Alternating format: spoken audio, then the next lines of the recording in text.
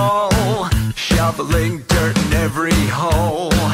Predators to condemn your soul, watching you and watching me.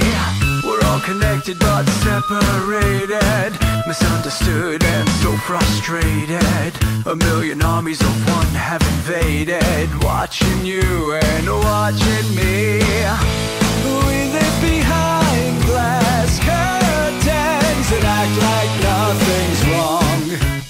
Soon you will belong. I know you're out there somewhere. We've watched you for so long. Wait for you to fall. We'll expose you all. I know you're out there somewhere watching me. Little brother wants to make headlines, be immortalized. Everyone's got an electric eye, we're the digital spies. They've watched you for so long. I know you're out there somewhere watching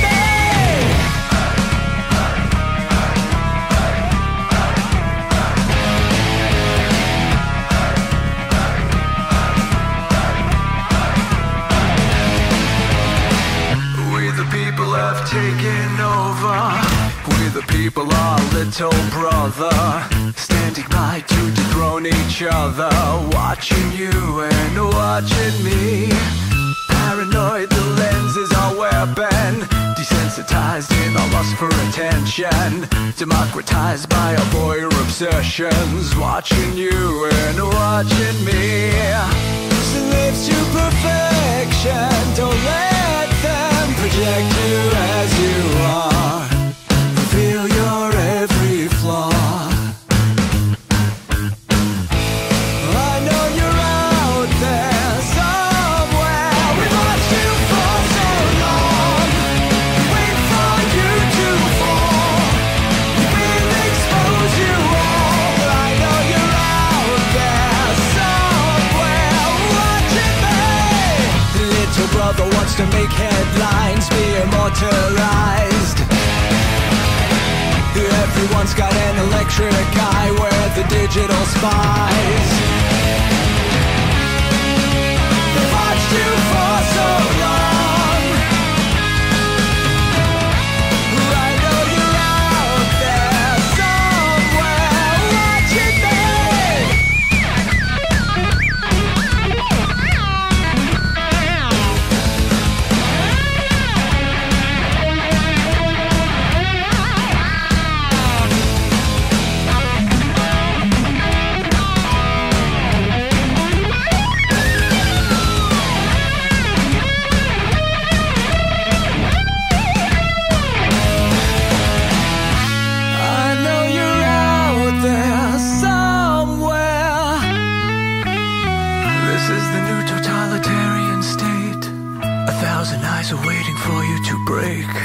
Stay in line, don't make a mistake. We're watching.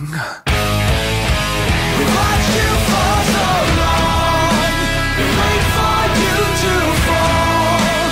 We will expose you all. I know you're out there somewhere watching me.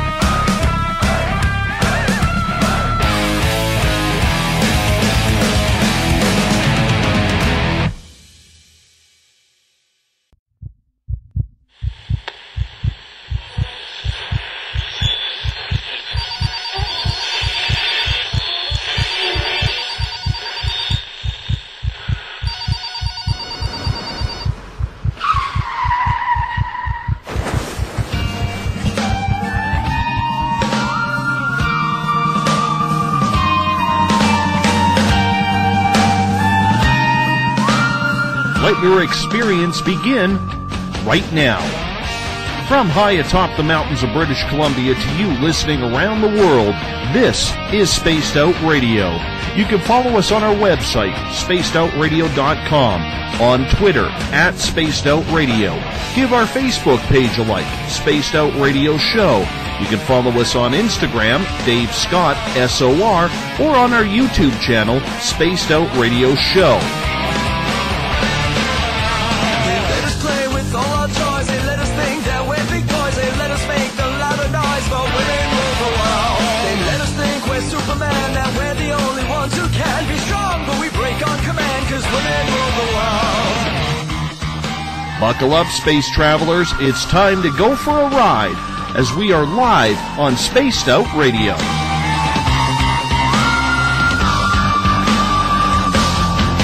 try to act so cool, but you know I'm just a fool for you. For you. I will stop till I reach the top just to be there with you. With you. And I still trip over my feet. And my heart still scares me. Ignition sequence start. I'm such a lucky guy. 5, 4, 3, 2, 1. Said the deeper I go, the deeper I fall.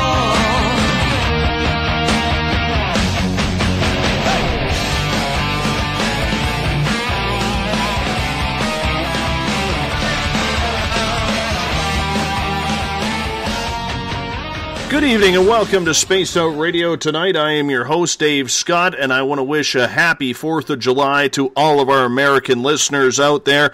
I hope you had a safe and happy holiday filled with flag waving and, of course, having a couple of Budweisers or whatever is on tap in your area, shooting off the fireworks and having a good time. But thank you so much for tuning in and listening in at thespacedoutradio.com and on Spreaker. As once again we come in from the frozen Canadian tundra, battle our way past the wild animals, sidestep Bigfoot, and enter Uncle Jimbo's cabin, stoke the fire, heat this place up, broadcast you live on this Monday night, early Tuesday morning if you're on the East Coast. Here at Spaced Out Radio, we broadcast 3 hours a night, 7 days a week, because we want to be your official one-stop shop when it comes to the paranormal, spiritual, supernatural, ufological, and so much more. Like our music? Yeah, we do too.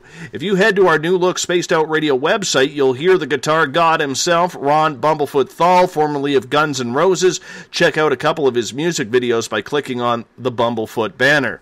Also, you can check us out on Twitter, @SpacedOutRadio. Give our Facebook page a like, Spaced Out Radio Show. On Instagram, I can be followed at Dave Scott, SOR. Sign up for our YouTube channel, which is Spaced Out Radio Show. And of course, our website, which has a brand new look, is spacedoutradio.com. At this time, we'd love to say hello to all those people listening in on the SHR Media Network, in the Spaced Out Radio chat room on Spreaker, along with our fans on Facebook at Euphoria Chronicles, Chronicles of the Unknown, and Forest Moon Paranormal, as well as our flagship chat room, the SOR Space Travelers. Hey, Space Travelers, you can now head to Space Out Radio's website and sign up for the SOR Space Travelers Club.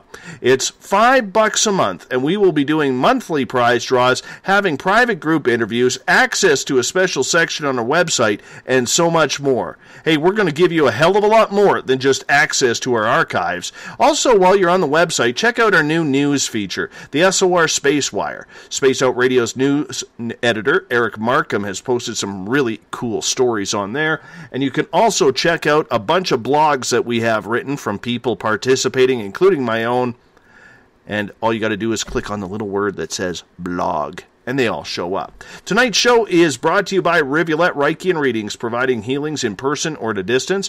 PurplePlates.com, helping heal your body, mind, and soul. 80,000 people a month read the new Agora newspaper. And the iTunes app Spirit Story Box. It's the official ghost hunting app of Spaced Out Radio.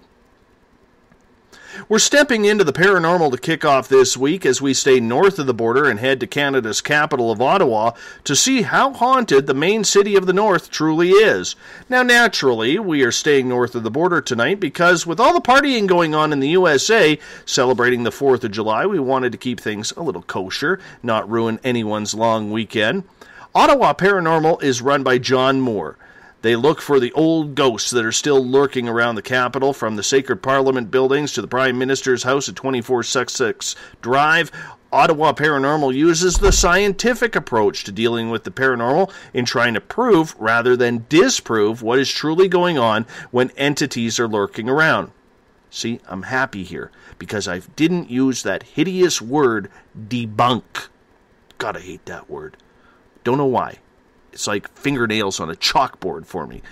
Anyways, Ottawa Paranormal offers answers. They offer help, and that's the way the paranormal should be handled. Their website is ottawaparanormal.com. We bring in John Moore. John, thank you so much for coming on in and taking the time to talk about what's happening in Canada's capital, paranormal-wise. Thanks, Dave. I'm happy to be here. It's good to have you with us because, you know what, I think it's important with the significant history of the paranormal and the history of Canada's capital in Ottawa, and we're efforting right now to try and get a Washington, D.C. paranormal team to tell us how haunted that area is as well. It's really, when you deal with the paranormal, like a nightly history lesson when you're walking through the town, because everybody thinks of the Parliament buildings, that's it, but there's so many buildings in between, whether it's bars, restaurants, hotels, that are all around there spread through, because the politicians and the historians really had to live somewhere. Well, that's absolutely right. Like, the entire Ottawa Valley region is just an abundance of history, even in the small towns outside the city. I mean, it's amazing. You can't walk 10 feet without looking somewhere and seeing some sort of a plaque commemorating something that's almost 150, 200 years old. So it's definitely a very historic area in the country. Let's talk about you for a second here, John. How did you get involved with the paranormal? What made you start Ottawa Paranormal? I started Ottawa Paranormal because I had bounced around to other teams and worked freelance for quite a few years. But my first experiences with the paranormal came when I was a child. Like, I grew up to a family of undertakers in the Maritime provinces. So my first apparition was actually my great-grandfather in the family funeral home where we lived. So it was quite the thing to see as an 8-year-old. Oh, you have to tell me that story. I bet, because, and I'm telling you that because my grandfather owned a funeral home. Oh, yeah?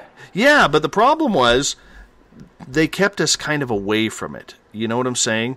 Like, my mom came from a real religious Mennonite background, and my grandfather, being the avid churchgoer that he was, it was kind of like, this is not a place of business, it's a place of, worship for those who have been lost. So we never really went there at all. So I never got to experience anything like that. Did you experience any paranormal activity when that happened, when you went and visited?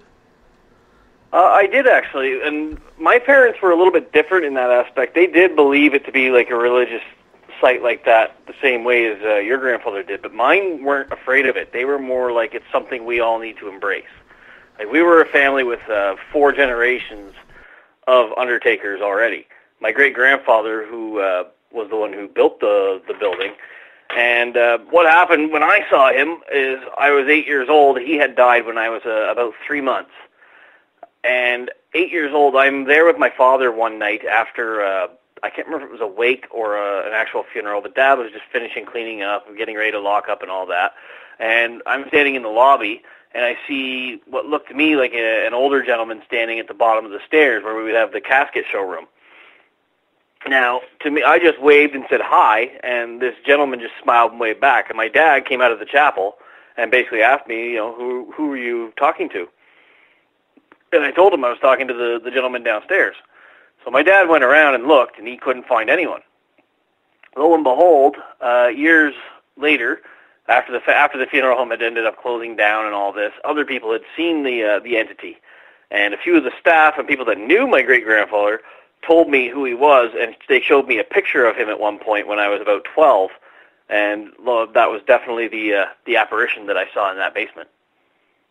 So from a childhood, you could basically say that you needed to find out who that gentleman was. You needed to figure out where he came from, and why he was visiting you in the funeral home. Absolutely. Like, it just got me curious. Like, how is it that he is hanging around here? Why is he still here? And, I wasn't afraid, but I know there are so many people that were afraid by this that I thought, you know what, these are people that need someone who can explain these things and can help them understand what's going on. And that's the hard part, because in the paranormal you have so many different dialects of the way people investigate. We're going to get more into that later on in the show as you're with us for the first 2 hours tonight. But let's focus more on you and your family. So did you guys as a family accept this as part of the norm, that there was life after death, that there was ghosts, that there was spirits out there? Oh, yes. Everyone in my family has been very open to that whole thing. I'm told, as I said, I never got to meet him, but I'm told my great-grandfather actually was one who was fascinated by parapsychology and the darker aspects, things like that. He apparently studied some of what was around back in the early 19th century, things like that. He was always looking into those things, and he always said that we had nothing to worry about because as undertakers and funeral directors, we were the gatekeepers to the dead. We were the ones who saw them on their last rite. So you feel very fortunate then that you were brought up with an open mind, because a lot of people who have experiences, whether they're paranormal, whether they're extraterrestrial or cryptid, they're not prepared for it, or they were brought up with very closed-minded people that you just don't believe in that type of stuff. You know what I'm saying? I do understand what you're saying. I don't see it that much. I just think that a lot of people, they're very skeptical of this, and most times when they do have something happen, it's just such a shock to their system that they don't know how to handle it. The biggest fear that we have, everybody on Earth, is the fear of the unknown. And that's true, because, most people out there do fear death. Let's be honest. I know I'm one of them. At least I used to, until I decided to have some weird experiences and get into this field. But in the end, people are fearful of it. They're fearful of wondering, are we one and done? Or is there truly a God? Is there truly a devil? If I'm good, do I go up? And if I'm bad, do I go down for an eternity and get the worst suntan possible? So, there is those worries. And do you find that you have to explain yourself a lot about that? I have had to explain myself a few times to different people who were very, very strongly in their religious conviction. But a lot of the times, it's that same conviction that can be used to explain it, which is the one thing that most people, I don't understand how some people don't realize this, but a lot of the time, those same convictions that they're so adamantly fighting for and saying, this is why the paranormal is bad, those are the same things that these things actually teach, so... Well, do you consider yourself a teacher then, John? To a point, but I wouldn't consider myself a teacher that someone should just, follow blindly and listen. I always like to say that I will give you examples and I will show you things, and from there, it's up to you to take what I've given you and figure it out yourself. So you let the person who is around you decide for themselves whether or not this is truly happening. You give them the free will to do it, so to speak. Yeah, absolutely. The last thing you want to do is sit there, and we've all seen it. You go into some of the paranormal chat rooms on Facebook or on Google or on Twitter or wherever you are. You always have these people that when you're talking to them, their way is right and everybody else is absolutely wrong. And they are adamant, they will not budge, they will not listen. And I don't see how that helps anyone or anything, honestly, because you're basically saying, this is what it is, that's how it is, I'm right, you're wrong, and that's the end of it. And I don't see how that is actually beneficial or helping anyone. You know what? You open up a whole can of worms there, my friend, because for the longest time on this show, I actually shied away from paranormal because of reading so many comments like that. And for a newbie like myself, and I've only been doing this show since November of 2014, it has opened my eyes with how political and how diabolical the paranormal industry is. So with your team, how do you kind of keep them out of that drama? How do you keep them focused on the job at hand rather than falling into all this crap that's on social media involving the paranormal?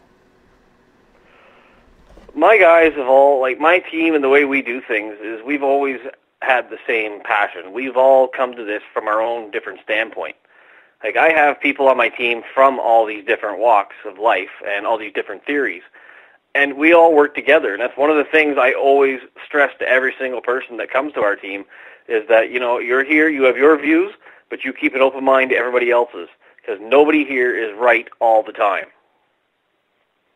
And that's the way it has to be. So when you put your team together, what did you feel was a successful crew? Take me through your team.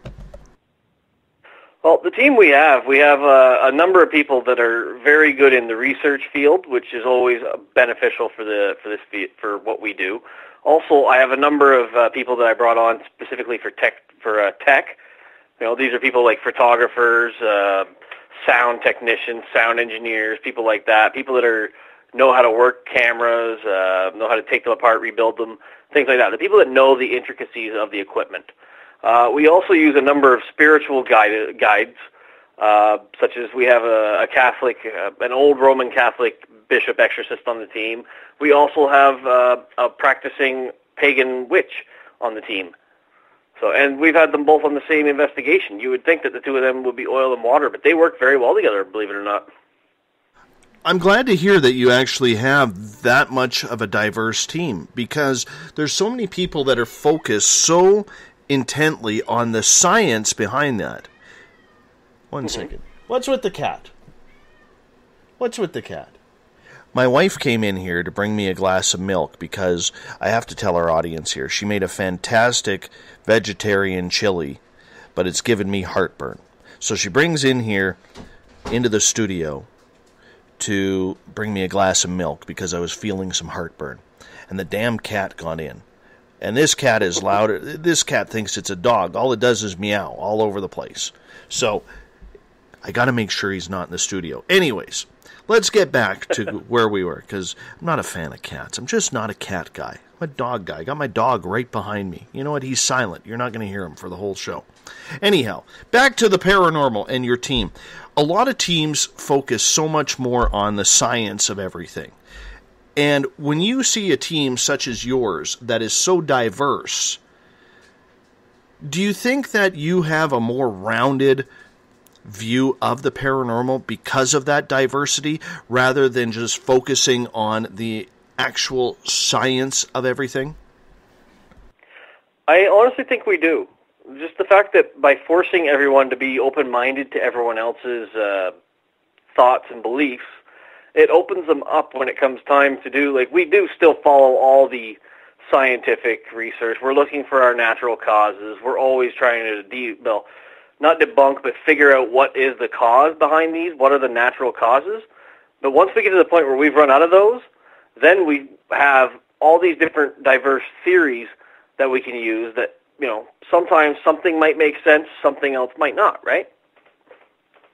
I understand that, but I know a lot of teams out there, and there was one recently in my area here in the backwoods of British Columbia that was investigating our local museum recently. They don't buy the whole psychic thing. They don't buy the whole spirituality thing. They are hardcore scientists. And that's the one thing that upsets me about the paranormal, is that just because you have a K2 meter in your hand, or a FLIR camera, or an infrared, or a laser grid, doesn't make you a scientist. You know what I'm saying? Like, there's a big difference. Yeah. Oh, absolutely. I mean, I've been asked 100 times by these science people, they say we are so hardcore science, and then the only question I have for them is, what's the scientific theory you're working with? And you would be surprised how many times I've asked them that. They don't have an answer. I've also asked them, what is one of the primary rules of scientific theory and Occam's razor? And half of them can't answer that either. So how can you claim to be a scientific team when you can't even name basic scientific principles? That is fantastic. Honestly, that's a fantastic idealism in regards to the topic, because what you're doing is you're challenging them on their own BS, if we can call it that. Yeah.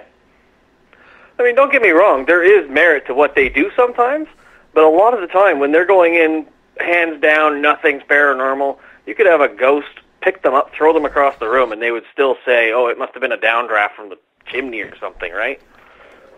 Of course, because nothing like that ever happens. Yeah. I do have a quick question here. We got about 5 minutes before we're going to go to break here. A quick question from a paranormal investigator out of Edmonton. And this comes from Kat. And she is asking, John, how did you find everyone on your team? Did you advertise or just stumble upon them? They actually found me. When I formed Ottawa Paranormal, it was just me and two other investigators from a previous team that I had been working with that I got fed up with the way things were being done. They were not following any sort of protocols. There was contamination all over. At one point, we had 12 people in a little, mobile home trailer. I mean, come on. It was just getting out of... That was the last straw for me. So I decided, finally, after, I've been doing this 20 years, I figured at that point, it's about time I start my own team. And two of these people followed me. And from there, I've just had all kinds of people that have come to my website and asked to join the Ottawa Paranormal Team. And from there, I would interview and just select the ones that I thought would be a good fit. And in reality, you have to be strict with that in choosing team members. I mean, never mind whether or not they will do a good job, but when you're going into people's homes or businesses or anything like that, you got to make sure that you don't have someone who's a kleptomaniac or has a criminal record or is stalking a place for their own next crime. You have to be aware of that because your reputation's on the line too. Well, that, and you also need to look at how do these people handle themselves? How do they behave? You don't want someone going into a house that's going to start jumping up and down screaming, oh my gosh, there's a demon over there. That's all that's doing is frightening the homeowners, and it's just causing more problems for the people than anything else. You got to watch the mental state of the people you're talking to and how they can handle stress and how they deal with things. So do you test out new people in the field before you bring them on, or is it all like a verbal meeting? No, I do a verbal talk with them first, usually on the phone, then I'll meet them in person. And from there, we will bring them out on a couple cases just to see how they're going to react, how they're going to do. I mean, we've had some people, they've made it through talking to me, they've made it through talking to one of my investigators. We get them out on site, and they literally were so scared by where we were that they didn't even get off the couch. So, that's why you kind of have to bring the people out and let them actually see what happens and get them into the field and see how they're going to react. But my friend, it's all about being a ghost hunter, though. It's the popular thing to do now. Well, back when I started, it wasn't very popular, I can tell you that. No, and I understand that, but the television shows, as well as the social media aspect of everything, has blown parapsychology and paranormal investigation out of the water. It hit the lottery for the topics, let's be honest. And a lot of these people, they see what happens on TV, and they're like, oh, I can do that, I can do that. It's not like that, is it? No, it's not at all. I mean, those shows were actually a double-edged sword for paranormal investigators. It got the science of the paranormal out there, but like you said, you have all these Joe Blow thinking, hey, I can sit in a room with a recorder, listen to it, and find out, get all kinds of things. But they don't know what they're looking for, they don't know what they're listening for, and they don't know how to analyze it properly. So when you go into one of these places of business or someone's house and you're doing an investigation, what do you do with the evidence? It depends on the client, honestly. We will go in. A lot of our clients, because we deal in some of the more extreme cases, a lot of our clients actually prefer not to be have their information released. So a lot of times we'll go into a house, we'll investigate. Everything we've investigated, everything we've done, all the countless hours and evidence is nothing. We can't share any of it. We can't post any of it. All it is just so we can help them. And that's a good thing, because in the end, it is about helping people, isn't it? Mm-hmm. Absolutely. I want to squeeze in one more question here from Kat in the Spaced Out Radio chat room on Spreaker. When you are investigating potential new teammates to Ottawa Paranormal, are you asking for background checks from any potential new team members?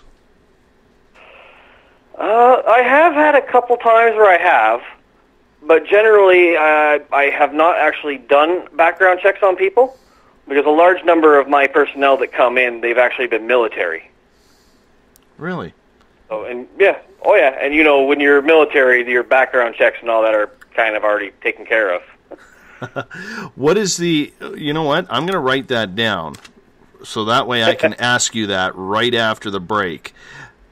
Mm-hmm. But I want to learn more about this whole military concept and the paranormal. We'll get you to answer that right after this. Our guest tonight is John Moore. He is the head of Ottawa Paranormal. We are talking paranormal in Canada's capital. Tonight on Spaced Out Radio, we're going to take our first break of the night. When we come back, more questions from you, more questions from me, and John is going to answer them all for us tonight. You're listening to Spaced Out Radio. I am your host, Dave Scott. We'll be back right after this. Would you like to become one of our space travelers? All you have to do is click on the Space Travelers icon at spacedoutradio.com. For only $5 a month, you can get access to some great prizes, as well as private monthly shows, newsletters, and a members-only section on our website. Become a space traveler today. Hi there. This is your medium, Joanna, from Spaced Out Weekend, 2 Mediums and a Large. I would love it if you would come and join us with host James Tyson every other Sunday on Spaced Out Weekend. Together, we will take your calls and your questions live. Our goal is to provide you with a positive outlook on deep questions that you may have. Questions regarding love, relationships, money, or whatever else is on your mind. Come and check us out at spacedoutradio.com.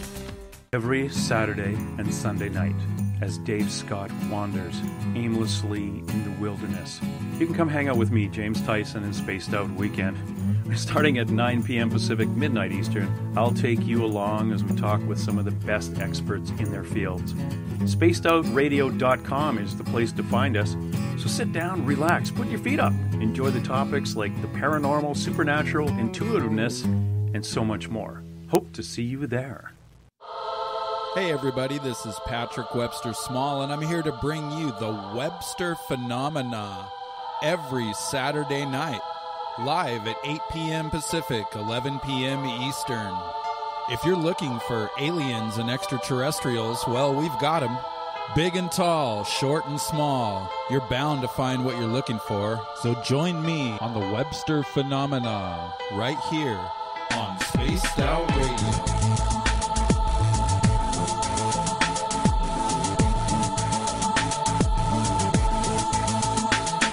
Visit purpleplates.com today. For over 40 years, the Purple Energy Plates have been delivering amazing results for their many customers. Inspired by the great genius Nikola Tesla, the harmony, healing, and energetic effects of the plates have proven over and over to be beneficial and often miraculous to thousands of customers.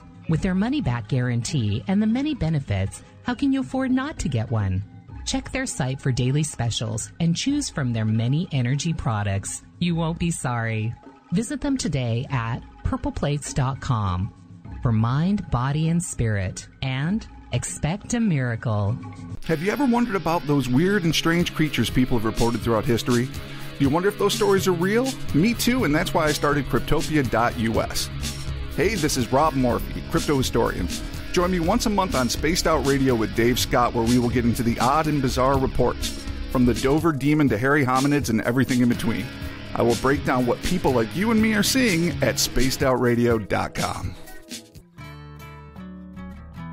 Looking for a place to advertise at a very reasonable cost? Look no further than Spaced Out Radio. SpacedOutRadio.com has an advertising tab that you can click on to check out our daily, weekly, and monthly packages to play on radio or our website, including social media. From commercial spots to banners, we have it all. Check out our competitive pricing today. Hi there, I'm Butch Witkowski, lead investigator with the 4-Cop. On the final Monday of every month, you can listen to me and host Dave Scott on Spaced Out Radio's Strange Days. We're going to get to the heart of the matter when it comes to what's happening out there. People are seeing and experiencing things from ET contact to Bigfoot, and I want to hear about it. Your experiences are what we investigators need to help solve these unknown mysteries. So tune in at spacedoutradio.com to the final Monday of every month from Butch Wachowski's Strange Days. Want to connect with us online? Find us on Facebook, Spaced Out Radio Show, on Twitter at Spaced Out Radio, on Instagram, Dave Scott SOR, on YouTube, Spaced Out Radio Show, and our website is spacedoutradio.com. All right, space travelers, here comes the second half hour of Spaced Out Radio. Welcome back to Spaced Out Radio tonight. I am your host, Dave Scott. Happy 4th of July. If you're in the United States, I hope you had a great long weekend. We did as well up here in Canada for Canada Day on July 1st. It's a good time to party around North America. Hey, if you're sitting around, hanging out, wondering what to read online, go to spacedoutradio.com. We have our blogs up. We have our SOR Spacewire news team. And that's run by Eric Markham, our news director here in Spaced Out Radio Land. We also have our Bumblefoot page and the SOR Space Travelers Club, where you could sign up for just $5 a month, like Eric Cooper did today. Be the next one in the SOR Space Travelers. You get your name put in for prize draws. You get a private section on the website for posting. You get a monthly newsletter. You get to take in monthly private radio interviews. It's a good club. We want to give you a hell of a lot more than just access to our archives. Reminder, you can follow us on Twitter at Spaced Out Radio. Give our Facebook page a like, Spaced Out Radio Show. On Instagram, I can be followed at Dave Scott, SOR. Our YouTube channel is Spaced Out Radio Show. Subscribe to that to hear our archives. And our website is spacedoutradio.com. In the SOR Space Travelers tonight, Bill Cardwell has set the nightly password. It is hypothesis. Hypothesis is the nightly password tonight in the SOR Space Travelers Club. And thank you to everyone listening in the Spaced Out Radio chat room on Spreaker as well. Tomorrow night on the show, we are getting into Big Pharma. Yes, Dr. Layla Ali will tell us about how you and your life is being ripped off by Big Pharma. That's tomorrow night on the show. We are talking paranormal tonight with Ottawa Paranormal's John Moore as he investigates Canada's nation's capital. John, welcome back to Spaced Out Radio. Hi there. Right before the break, you mentioned that a lot of people who you are having interviews with to join Ottawa Paranormal are actually either military or ex-military members. Why do you think that is? Well, the military, they go into a lot of places where they see a lot of things. And, that can cause a lot of stress for a lot of people, right? And PTSD, some of the symptoms of that can cause hallucinations and things that would lead people to believe they're experiencing paranormal circumstances. So we see a lot of them that have friends that have seen these things or that have been to these places like we all know, like Gettysburg, places like that. They're all very active because of the wars that were fought there. These men and women that see these things daily, they're haunted by it. And some of them, when they come back, they're intrigued by it and they want to know more. So that's how I find a lot of them find their way into it. I ask that because Eric Cooper from Forest Moon Paranormal, who follows this show on a nightly basis, and he actually will be coming in hour number 3 to help me out here to finish off the show to talk some paranormal.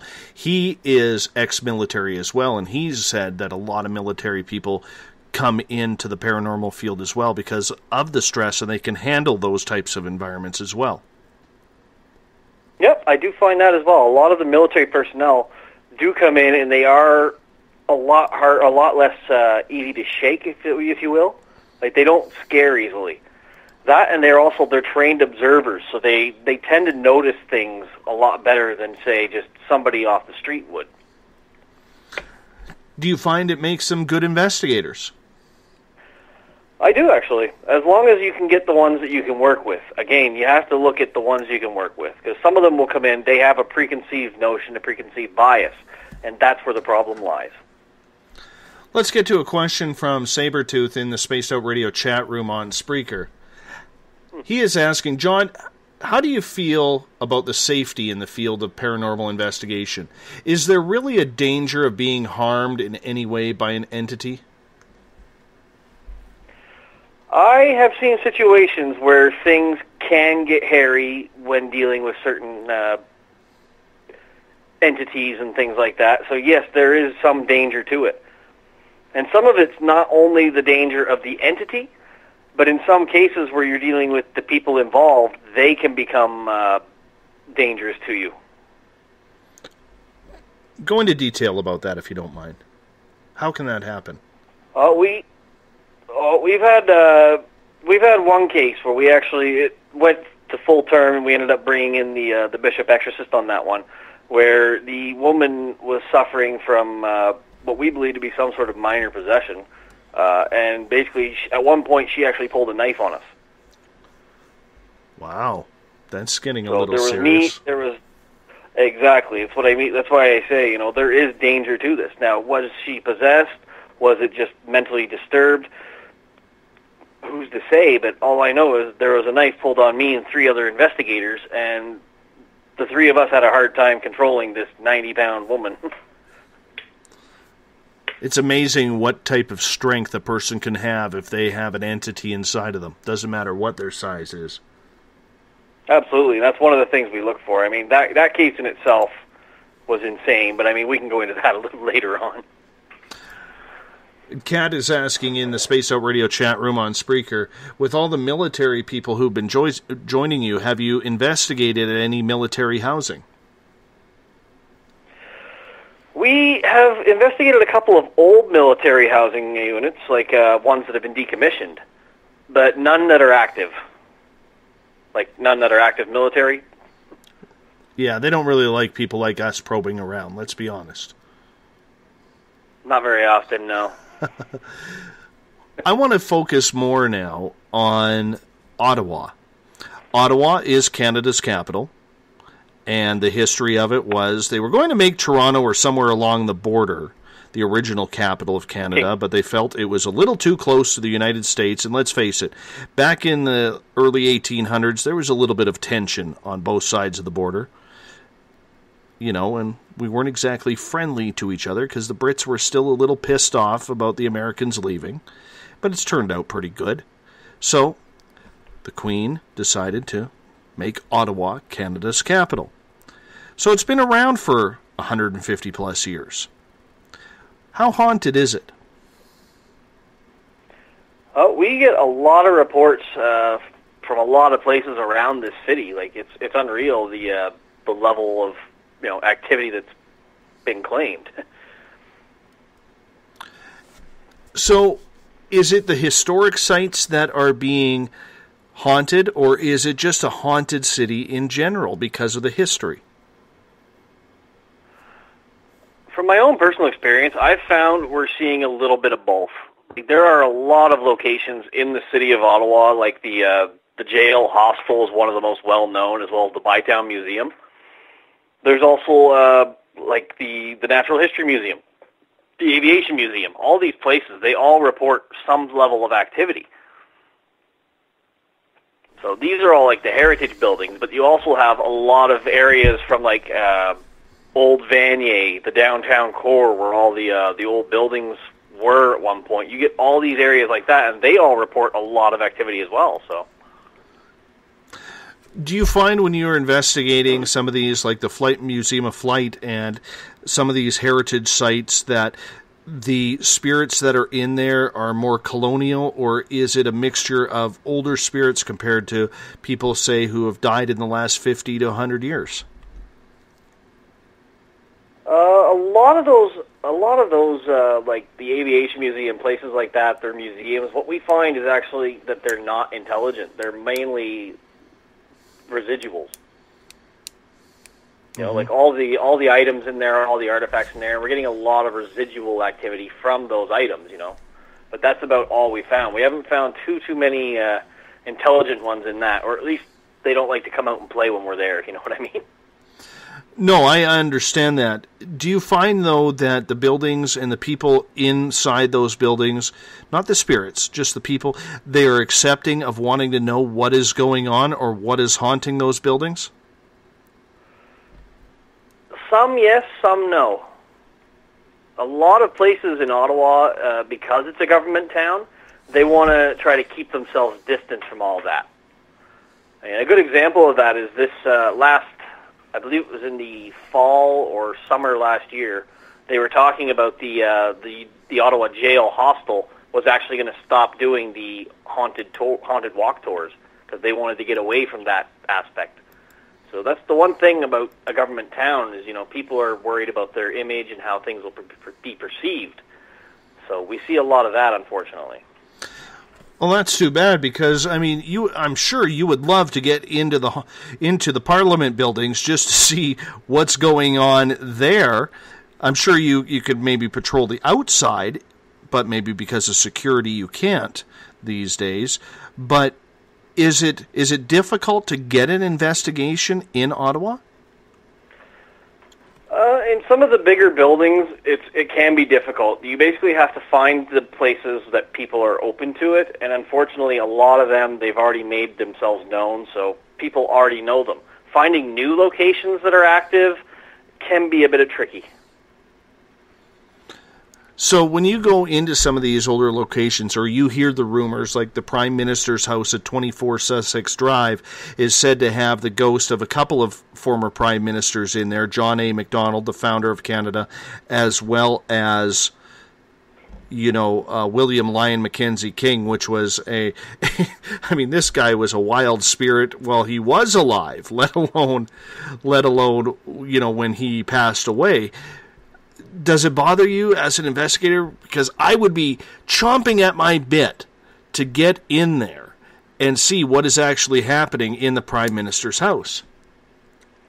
Oh, believe me, I would love to get into a large number. Like, I've had so many places when I contact them say flat out, it's not something we're interested in, that it's devastating for some of them. It's just, this history, you've heard so many reports of these things that, you can't get in and check it out. You can't go in and find out what's going on. You don't have that opportunity, but we just have to move on. No, I understand that, but is that also a precipice of it being Canadian? Because, let's face it, whether it's paranormal, whether it's UFOs, whether it's Bigfoot, there is still a large majority of this country that, we're laissez-faire on a lot of topics, but there's certain topics that we just don't get into, that we just don't talk about. I've mentioned it many times on this show that it's damn near impossible to get a Canadian to get excited about this. Now, times may be changing as society becomes younger and more modernized and wanting to know more answers with everything, especially with the millennial crowd, but that old guard that still seems to rule the roost, it's like the paranormal is like, yeah, we just don't talk about that stuff around here. You do see that in some places, that's the thing, but there's other places where you go where that's not the case. I can go an hour and a half down the road, and there's a city called Kingston, which was actually the capital of Canada for the first year of our inception, believe it or not. I got that from one of the tours I took down there last summer. In that place, there's all kinds of history there, and everywhere you go, people are happy and embracing the paranormal. Like, they're talking about it, they're putting things out about it. Like, it's more openly accepted there than it is here in the city of Ottawa. So I find it's just a little bit more of where you are in the country that tends to be that whether it's acceptable or not. Do you find the response from the people who are open to it very willing, and are they in places that you're getting a lot of evidence? Oh, yeah, definitely. Like, a lot of the ones where they are open to it are places that are undeniable, like the Bytown Museum, the Manotick Mill. Those are two big places that are both very active. Lots of people have been there and heard of them, and every time you go there, something happens. So So what are you experiencing in the nation's capital, spirit-wise? Is it more maybe a lot of politicians that were hanging around? Is it a mixture of maybe the bartenders who were serving them drinks back in the day? What are you finding out there? Well, a lot of the places we've been to, we tend to see a lot more just like everyday people. Just regular people going about their lives, when they were lost, really. Like, we do see a lot of residual hauntings, and those that we do find that are intelligent, we're finding more people that died tragically than actual political figures. Does that kind of spoil it a little bit, that the political figures, whether it's a former prime minister or maybe a famous minister who has lived and died in the Ottawa area, are you surprised that they're still not kind of, never mind walking the hallowed halls of Parliament or any of the parliamentary buildings, but that, they went to restaurants, they went to bars. I mean, let's face it, back in the day, they weren't as secure and covered in security as they are today. No, that's definitely something. Like, I find it hard to believe that we don't see a few more of these individuals in our when we're investigating. But no, for the most part, what we've found a lot of times is that it's people that had tragic accidents. Like the ghosts in Watson's Mill is actually the wife of the owner of one of them. Her name was Anne. She was killed when she went in wearing one of those Victorian dresses that was really frilly and fanned out. She turned around, and what happened was her dress caught one of the shafts that was spinning quickly and slammed her into a pole, killed her instantly. We're finding more things like that than we do the politicians. Although Darcy McGee has been spotted a few times at the pub with his name on the steps where he actually died, so I've been told. But I don't think anyone's had a chance to actually investigate and confirm that one. For our American listeners, fill in who Darcy McGee is.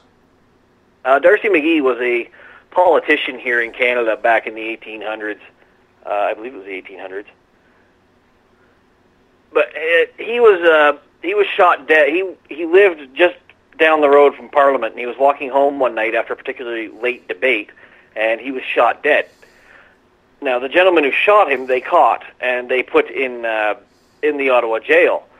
The gentleman who they captured and eventually hung for the murder, to the day he died, professed his innocence.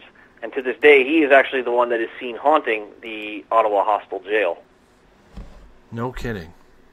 It's amazing that he, after all this time, he still wants to prove his innocence. Well, that was the one big thing, the injustice that was done to him. It was always it's the one thing that is strong enough to keep his spirit here to try to set it right? Talk to me about the Museum of Flight, because I love airplanes, and I love Canadian history with airplanes, and North American in general. I'm a big military buff when it comes to flight. What type of spirits are we seeing in there? Well, I've never actually had the chance to investigate at the Aviation Museum. It is rather a difficult one to get into, as you can imagine, with all the artifacts and things. But from what I've heard from guards that worked there, staff members that worked late, they would hear strange noises. You'd have things being moved. It was mostly like playful spirits. A couple times people reported seeing, they'd be walking by some of the planes and they would see almost like somebody in period clothes in the cockpit, kind of like the residual of the people that may have been shot down in these planes or died in these planes, just appearing to them. That would be fantastic. I would love to see that. To see somebody vintage all of a sudden climbing into a cockpit of their Spitfire from World War II. Or, the legend of Billy Bishop. Maybe he's walking around those hallowed halls of the museum. You just don't know. That's the type of place where I would be just itching to try and get in there. Oh, absolutely. And like I said, they do allow people in sometimes. But with that one, there is a fee, and there is a hefty fee involved, and it can be a little bit of red tape you have to jump through to get in there. So by the end of it, it's just we prefer not to get involved with all that. No, because in the end, you can't have it taking a bunch of money out of your pocket. Absolutely. What do you think about that with museums charging for paranormal investigation? I honestly don't see a problem with it. I mean, it's the same as they have to pay their staff, they have to pay the electricity, they have to keep the place open. They run on donations anyway. So when somebody like us wants to go in to do this, I don't see why they shouldn't be able to, charge a small fee or something to do it, right? What's fair? Oh, what's fair? It would depend on the location. And I'll tell you why I'm asking. Is in my area, it's gone around that, I do this radio show and that I'm some sort of paranormal guy, and a friend of mine is on the museum board. And without him even telling me, he got me unanimously voted to be the new museum paranormal dude around here. Okay. Yeah. So I'm like, dude, I talk on a radio show. I talk about the paranormal. I've only ever been on 2 investigations with a team called Chronicles of the Unknown here in British Columbia. And I'm like, are you sure you want me to do this? He goes, well, you know a hell of a lot more about it than we do. So I'm curious, what is fair for the charging? Again, it would depend on the location and how active it is. I've seen some places they'll charge $200-300, and I've seen some that charge $15. As an example, Watson's Mill, they usually would charge probably about $300 for someone to investigate for an evening. But the Museum of Natural History, they want $1,500. Holy cow. Yeah. As you can imagine, I don't think anyone's actually investigated the Museum of Natural History, but... Well, unless they have deep pockets or have some rich person on their team. Well, there are a few of us working to get together to do it as a joint thing, but we're not sure if it's going to work or not. Well, that brings up another interesting point then. What is the feeling of the different paranormal teams in Ottawa? Are you guys friendly with each other? Because I know out here in BC, there's one rogue team, and there's a few good teams out there. They're spread out across the province, but there's always that one rogue team that wants to cause a lot of havoc with maybe, investigation sites or trying to dispel or spread rumors about other teams. Do you find that there as well? It comes and goes at times. I mean, there's been times where some groups will come in and do that, and then there's times where they don't. But, I mean, for the most part, the majority of the teams that have been here for a long time, like myself, Bytown Paranormal, trying to think who else there is, Haunted Ottawa, we've all been around for quite some time, and for the most part, we generally get along pretty well. Well, that has to make life a lot easier for you. And that's being absolutely serious.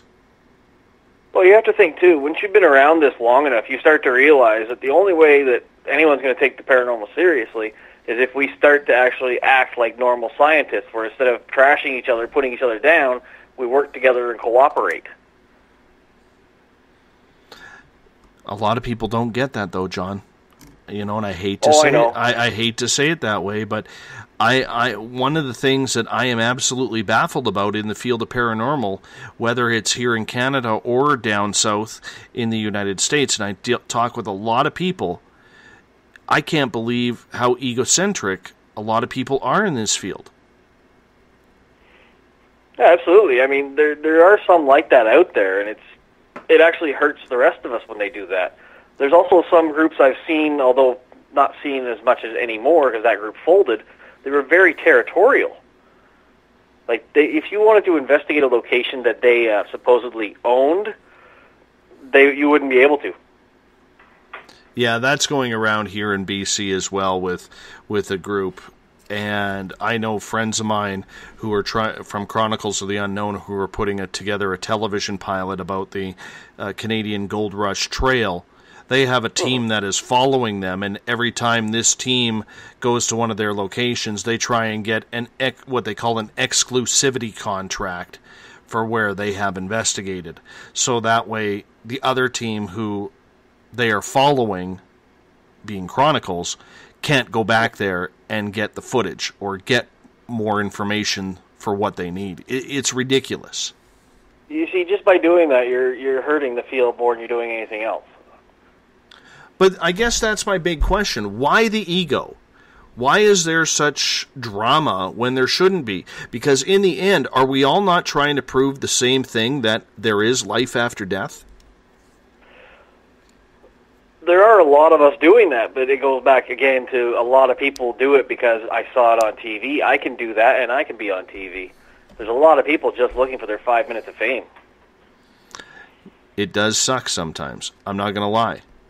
You know, and like I've said many times on this show, the biggest problem with the paranormal, in my opinion, and we can talk about this as we draw closer to a break here, we got about 40 seconds left, is the lack of education in this field. And you can thank television for that.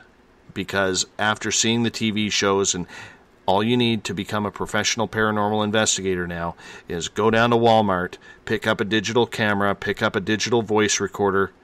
You probably already have headphones with your cell phone. Get a notepad, a Bic pen, and come up with a Facebook page.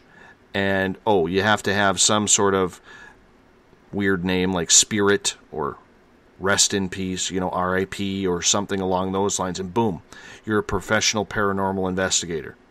And that's the problem. Don't forget the black T-shirts with the arm cross pose. That's right. I forgot about that. I appreciate you. Around here, for some reason, it always seems to be purple. But that's BC for you.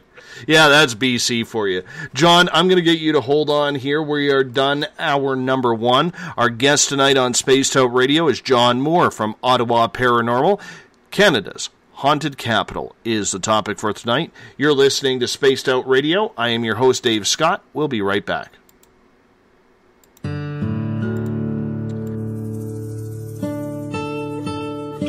Greetings and salutations, space travelers, from the Chronicles of the Unknown team.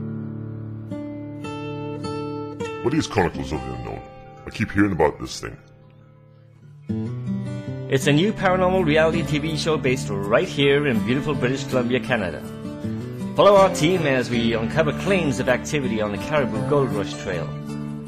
You can also follow us here every third Monday, where 2 members of our team will be available to answer your questions. We'll give you some equipment updates and some of our experiences on the road, right here on Spaced Out Radio on the Spreaker.com network.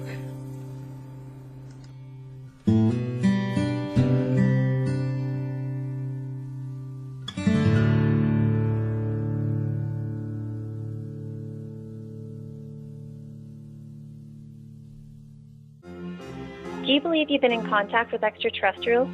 Have you seen the Greys, the Mantis, or the Reptilians? I am Samantha Mullet, and on the second Tuesday of each month, you can listen and learn from my experiences with off-worlders on Spaced Out Radio's The ET Experience. With host Dave Scott, we'll sit down and chat about what's going on with our friends from other worlds. We'll also try to answer your questions, so please tune in on the second Tuesday of the month, only on Spaced Out Radio. Are you interested in advertising on Spaced Out Radio? Head to our website at spacedoutradio.com and click on our advertising tab. There, you will find an assortment of ways you can get your product out there with us, from radio commercials to banners and social media. Have a product you like our hosts to endorse? We can do that too. Visit spacedoutradio.com for more details. Did you know that Spaced Out Radio runs 7 days a week? Hi, it's James Tyson from Spaced Out Weekend. Every Saturday and Sunday night, starting at 9 p.m. Pacific, midnight Eastern, you can join me and my guests for some great chatter about what's going on out in the universe, or even in that dark part of the basement you really don't want to go back into. Well, let's find the answers to your experiences together. So come on up to Uncle Jimbo's cabin on the weekend. For more information, look us up at spacedoutradio.com.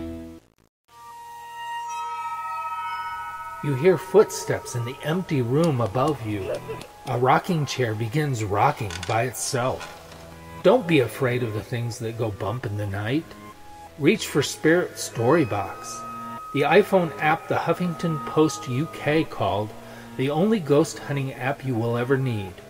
Spirit Storybox. The spirits are telling their stories. Are you listening? Attention Spaced Out Radio listeners, for only $5 a month you can join Spaced Out Radio Space Travelers. Your membership at spacedoutradio.com will give you access to private fan area on the website, get you a monthly newsletter, draws for monthly swag, and a whole lot more. Sign up today to become a part of the Spaced Out Radio experience. Right here, this is where we divulge the fruit of our research. Here on the Webster Phenomena every Saturday night at 8 p.m. Pacific, 11 p.m. Eastern on Spaced Out Radio. And we give it up to you guys, all the listeners, and the live listeners usually get something special and hang out in the chat room. And we love to have you. So we'll see you every Saturday night at 8 p.m. You know where. If you're a fan of social media, you can follow Spaced Out Radio on Twitter at Spaced Out Radio. Give our Facebook page a like, Spaced Out Radio Show. You can also follow us on Instagram, Dave Scott, SOR. Our YouTube channel, where our archives are stored, is Spaced Out Radio Show. And of course, our website is spacedoutradio.com. Welcome back for the second hour of Spaced Out Radio tonight.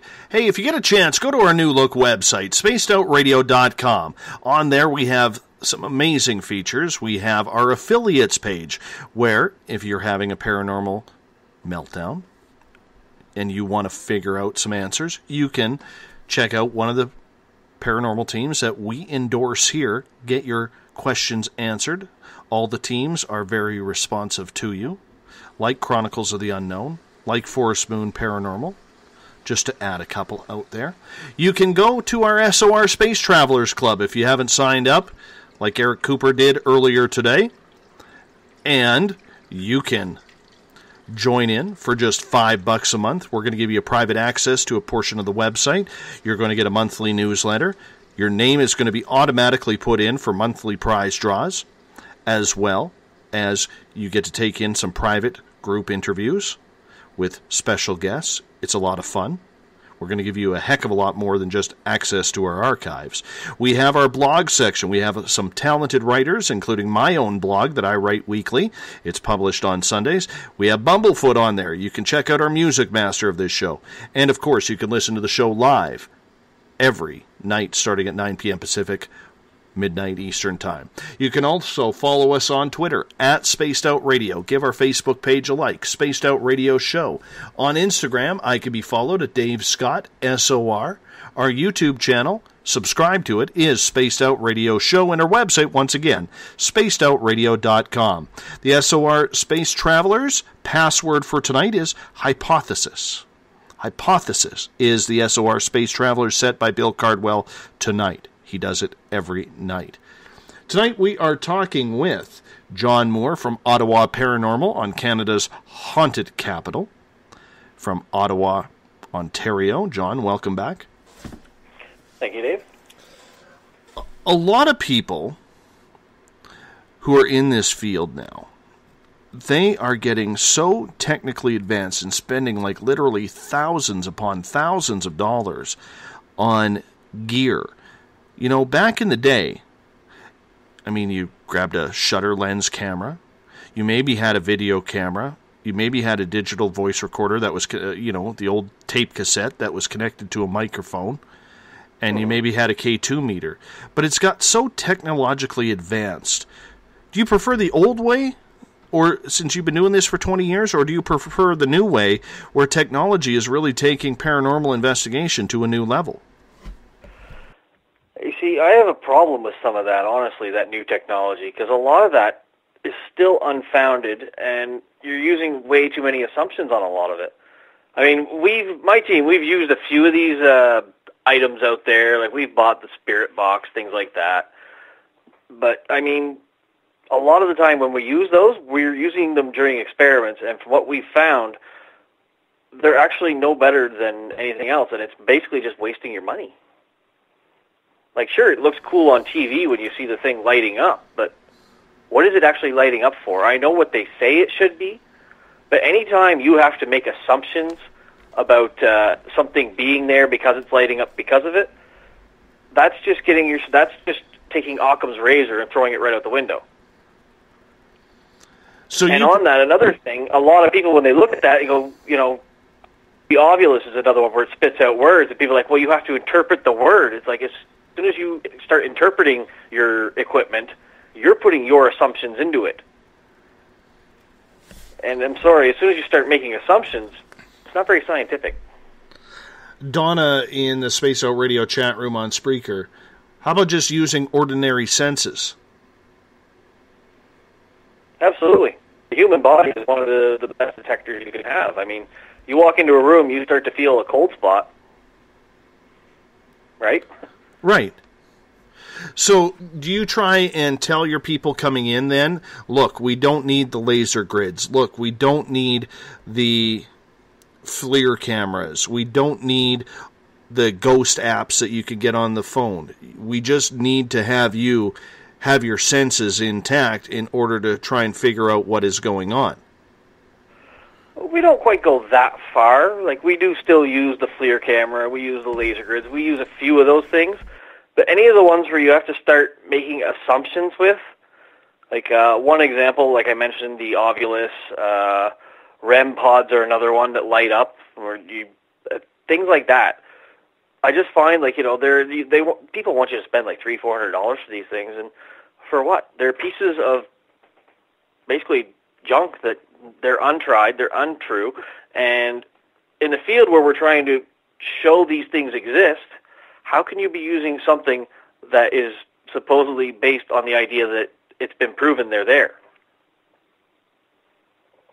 And I fully understand with where you're coming from. You already know the place is haunted if you're going in there, because that's the reason why you got the call, or that's the reason why you made the call.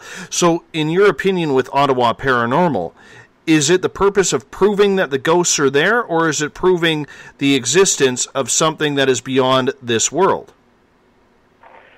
For us, it's just about proving to the people that called us that they're not crazy.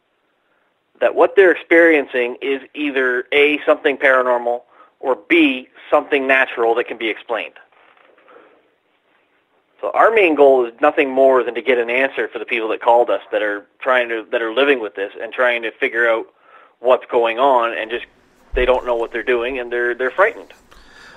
So, John, take me through an investigation from the time that phone call rings from, say, someone who owns a bar in downtown Ottawa or a restaurant, and they're having, every morning they show up to open up the restaurant, there's glasses smashed, tables moved, chairs knocked over.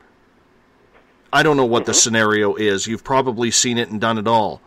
But when you get that scenario, take me from the start when that phone call comes in until the end of the investigation. What does Ottawa Paranormal do? Well, the first thing we do is once that call comes in, our case manager, we have a questionnaire she'll go through with a client that calls us, just so we can get a bit of we get a bit of background information about the people involved, the location, and just the generals of, you know, what's going on, why, how, when is it happening, what are you seeing, you know, who's all there, just things like that, right? Just gather as much information about it as we can. From there, myself and generally one or two other investigators, depending on the size of the location, will go and meet these people at the location. And while we're there, we'll be talking to them. We'll be seeing how they interact with each other. We'll be going around the house, taking pictures, looking for anything natural that we can find that could be causing this, as well as while we're walking around, we're looking to see how the people are reacting, how in different areas, seeing how they're interacting with the environment itself, right? So we watch for that. From there, we would, if it got past that, which a lot of times we're able to actually figure out the cause from a natural standpoint during that actual initial visit.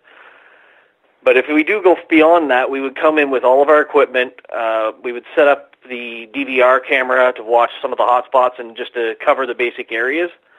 And then we'd go around with video cameras and try to recreate some of these things, just see, can we recreate them? And we would also be trying, you know, we'd be doing EVP sessions, trying to make contact, trying to see if we get anything back like that. What do you do with your evidence once you collect it? Well, once we've collected it, we take it back, we go through it. We have a team of reviewers. They do a lot of the video and audio. After they're finished with it, it gets sent back to me, and then I'll run it through some spectral analysis where I'm using frequency, forget the name of it, it's FFT.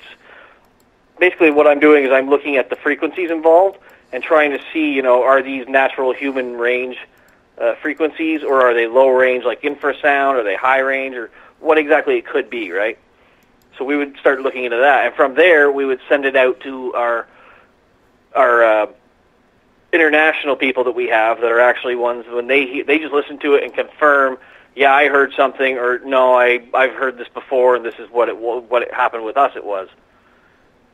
So from there, we would bring that information and we would bring it back to the client and just present it to them to give them some sort of answers as to what's going on. How does a client feel when you bring back that evidence? Most times, a lot of them are relieved. They're just happy that somebody took the time to actually listen to them, believe them, and try to help. Do a lot of clients not even want to know what's going on? Do they say, look, you know what, you came in here, I don't really want to know, I just want it gone, can you get me help for getting rid of whatever is in my home or my place of business?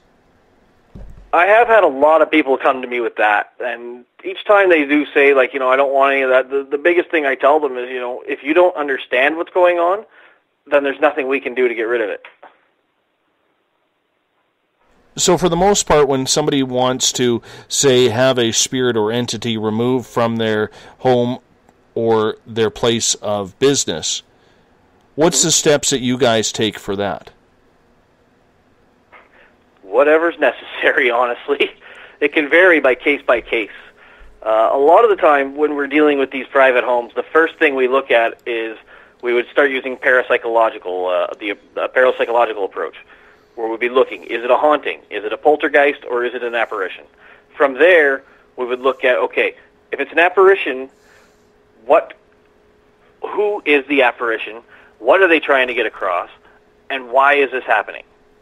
From there, we can generally figure out a way to actually, one of the things they always say when you're dealing with an apparition is sit down, talk to it, take back your house, set the rules. We've all heard this about 100 million times, right? Absolutely. You tell them, yeah. So we would tell them, just set the ground rules. Make sure they know this is your house now. You acknowledge they're there. You're fine with them. Just talk to them. Donna in the Spaced Out Radio chat room on Spreaker wants to know, when you go into an investigation, do you do your own history research on the places you are entering before you go? Yep, we absolutely do. When I get that first call and the case manager brings it back to me, before I go in, I actually send it to my research team. And while I'm in there during that first visit, they're actually already going through whatever archives they can find and scouring the internet, libraries, all those different places, different sources of information, trying to find out anything we can about the location we're going to try and determine if there's an entity here, who could it be, so we have a better chance of figure out who we're dealing with. There's a lot of popularity today in regards to demons. We can once again thank television for that. Now everything seems to be a demon. No matter where you go, there are demons. I'm not saying demons don't exist. I personally believe that there's not as many demons out there than television would make you have believe. What are you finding out in the field when you're getting boots on the ground going into an investigation? Are you finding demons everywhere, or do you find that you might get one a year, maybe two a year? We don't even get that, honestly. We get more than I think a lot of teams would, just because we do have that priest connection. We do work with a religious organization. So we do get calls from other paranormal teams that suspect they have a demon. But in most cases, we're able to figure out another explanation for what's going on. Like one of the most serious ones we had a woman, she swore she was possessed by a demon. All the symptoms were there. She would go into a catatonic state. She would start speaking tongues. At one point we watched her eyes roll back in her head. It was unreal to look at, but some of the things were not adding up. Some of the things weren't there. So in the end, we ended up forcing her to go to the hospital after she passed out in front of a church, which she thought, again, I couldn't go to church, the demon made me go down. But once she got to the hospital, they found out she had a very large blood aneurysm on the left side of her brain that was just about to burst. Oh, wow. Yeah, so a lot of times we always find things like that where there is some sort of a natural cause to this. I have some questions for you coming from the chatters here in the SOR Space Travelers and the Spaced Out Radio chat room on Spreaker. We're going to get to Galen's question, and I think this is kind of an interesting question. You know, it's kind of off topic, but it is relative. Do you believe that there should be insurance for ghost hunters or places that are haunted, or maybe for people who are abducted by extraterrestrials? I have actually heard of some people in the States getting something along those lines, believe it or not.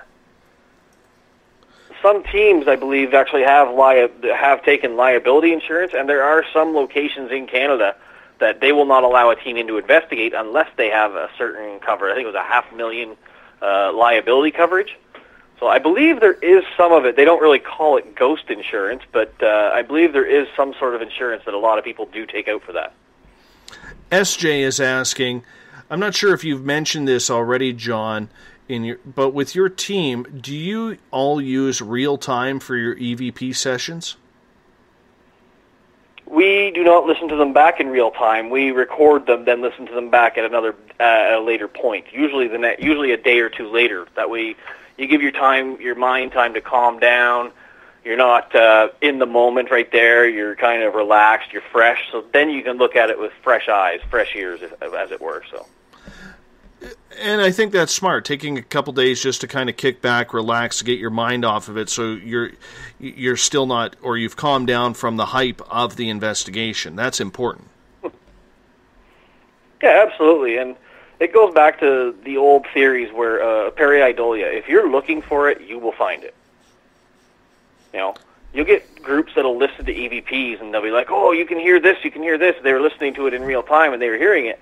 You listen to it 3 days later, and you're like, oh, what was I hearing? Like, you know, I think we've all had moments like that, right? Gail is wondering in the SOR Space Travelers room, you leave the ghost there, but you broker a way for them to share the same space. How do you remove spirits that need to be removed? Often in that case, it depends on the situation. If it's truly an apparition, we need to know who it is to find out the best way that we can actually deal with that and have them removed.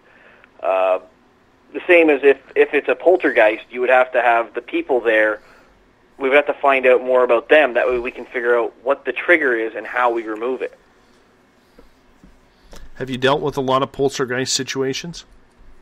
We have had a couple of interesting ones. You have to define that for me, man, because that's pretty much the only thing I haven't seen.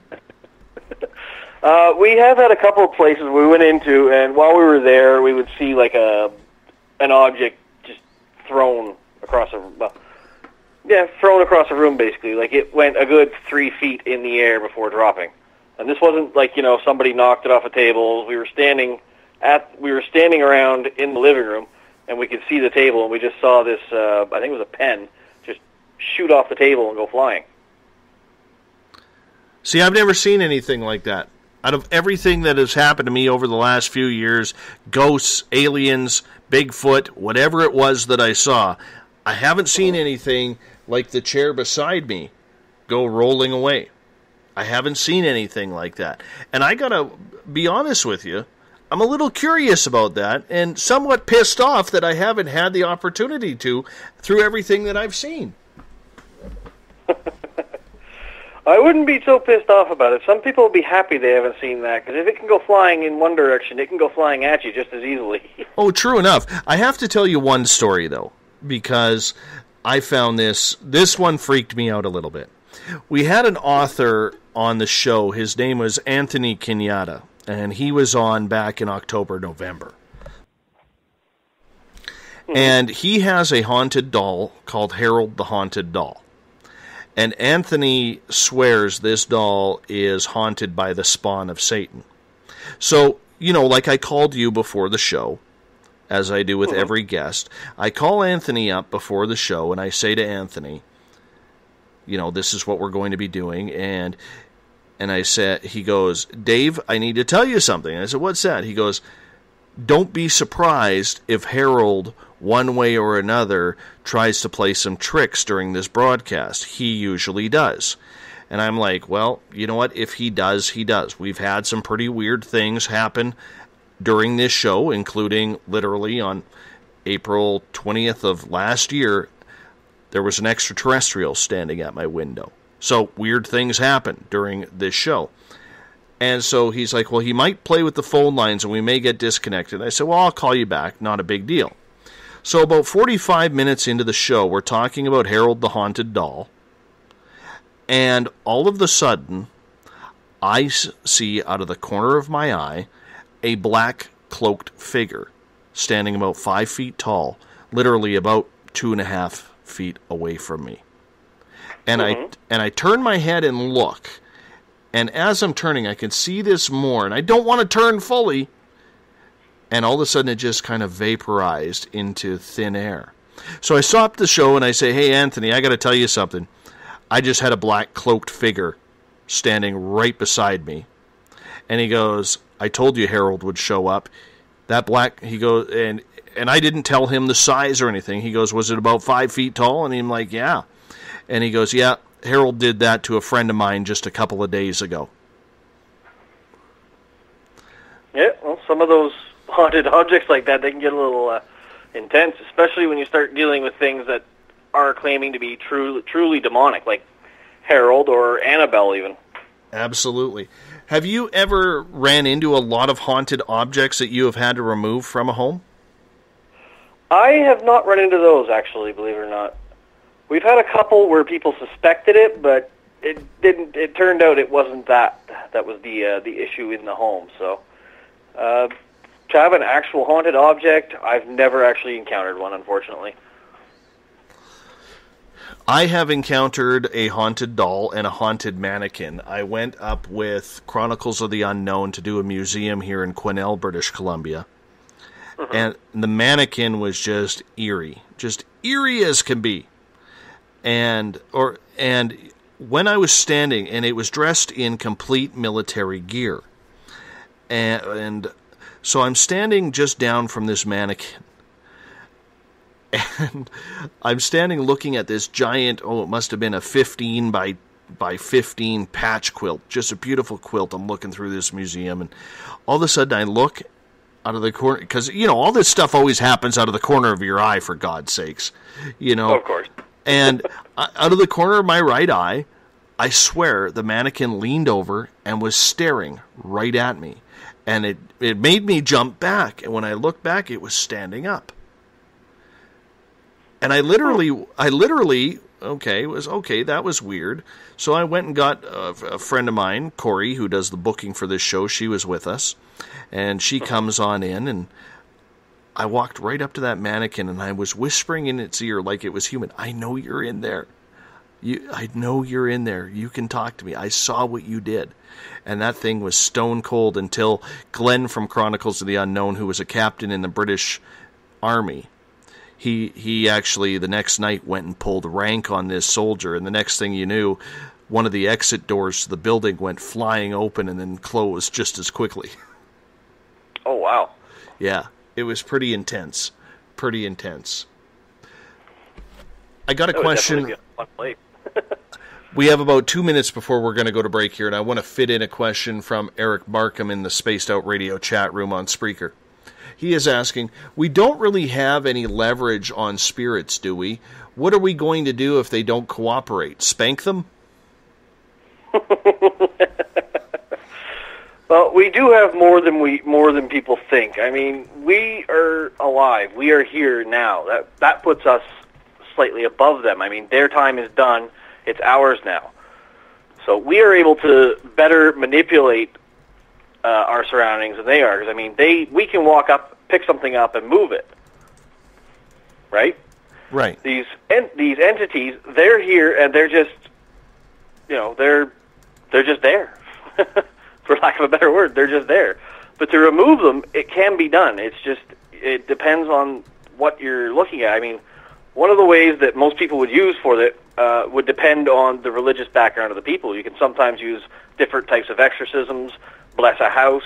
A lot of people would use sage. There's all kinds of theories and things out there, but, every time you hear one works, you'll hear about 100 other ones that said, oh, it didn't work for me.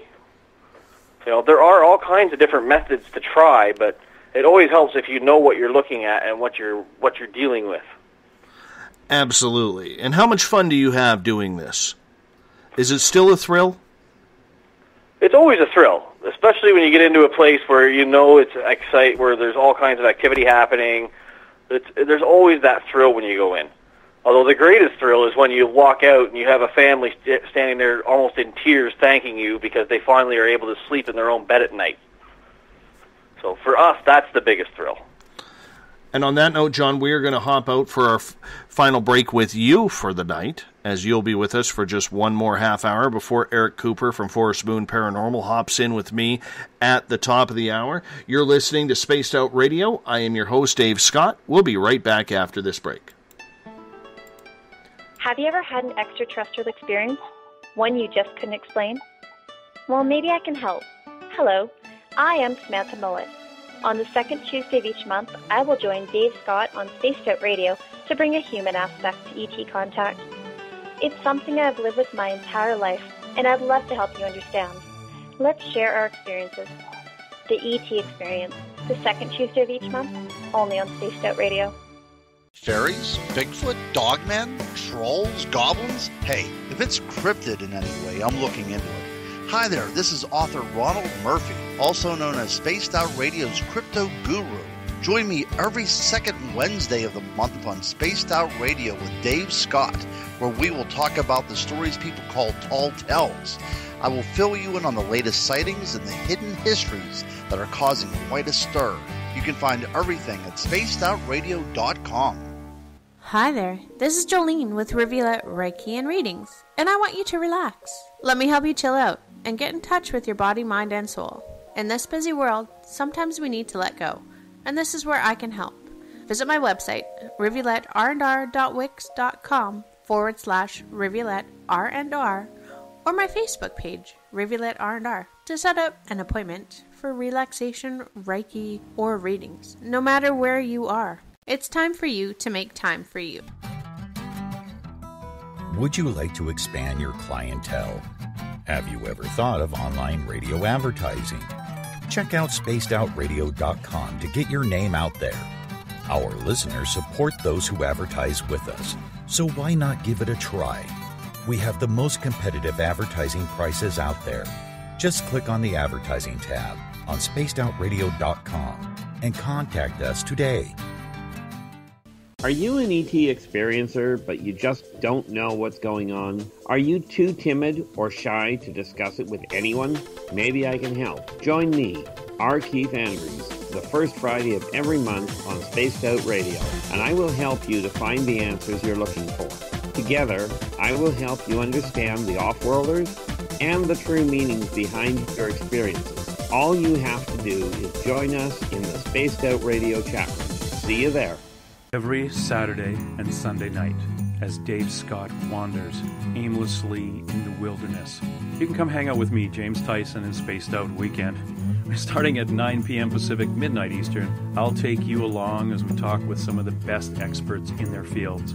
SpacedOutRadio.com is the place to find us. So sit down, relax, put your feet up. Enjoy the topics like the paranormal, supernatural, intuitiveness, and so much more. Hope to see you there. Hi there, this is your psychic medium Joanna, and I would love it if you would join us every other Sunday on Spaced Out Weekend. With host James Tyson, we'll bring you personal psychic messages on two mediums and a large. Questions about love, life, career changes. We would love it if you would come and join us live. Call in and listen in for the experience. Allow us to open the doors to your other side.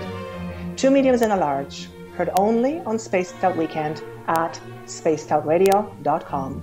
Would you like to become one of our space travelers?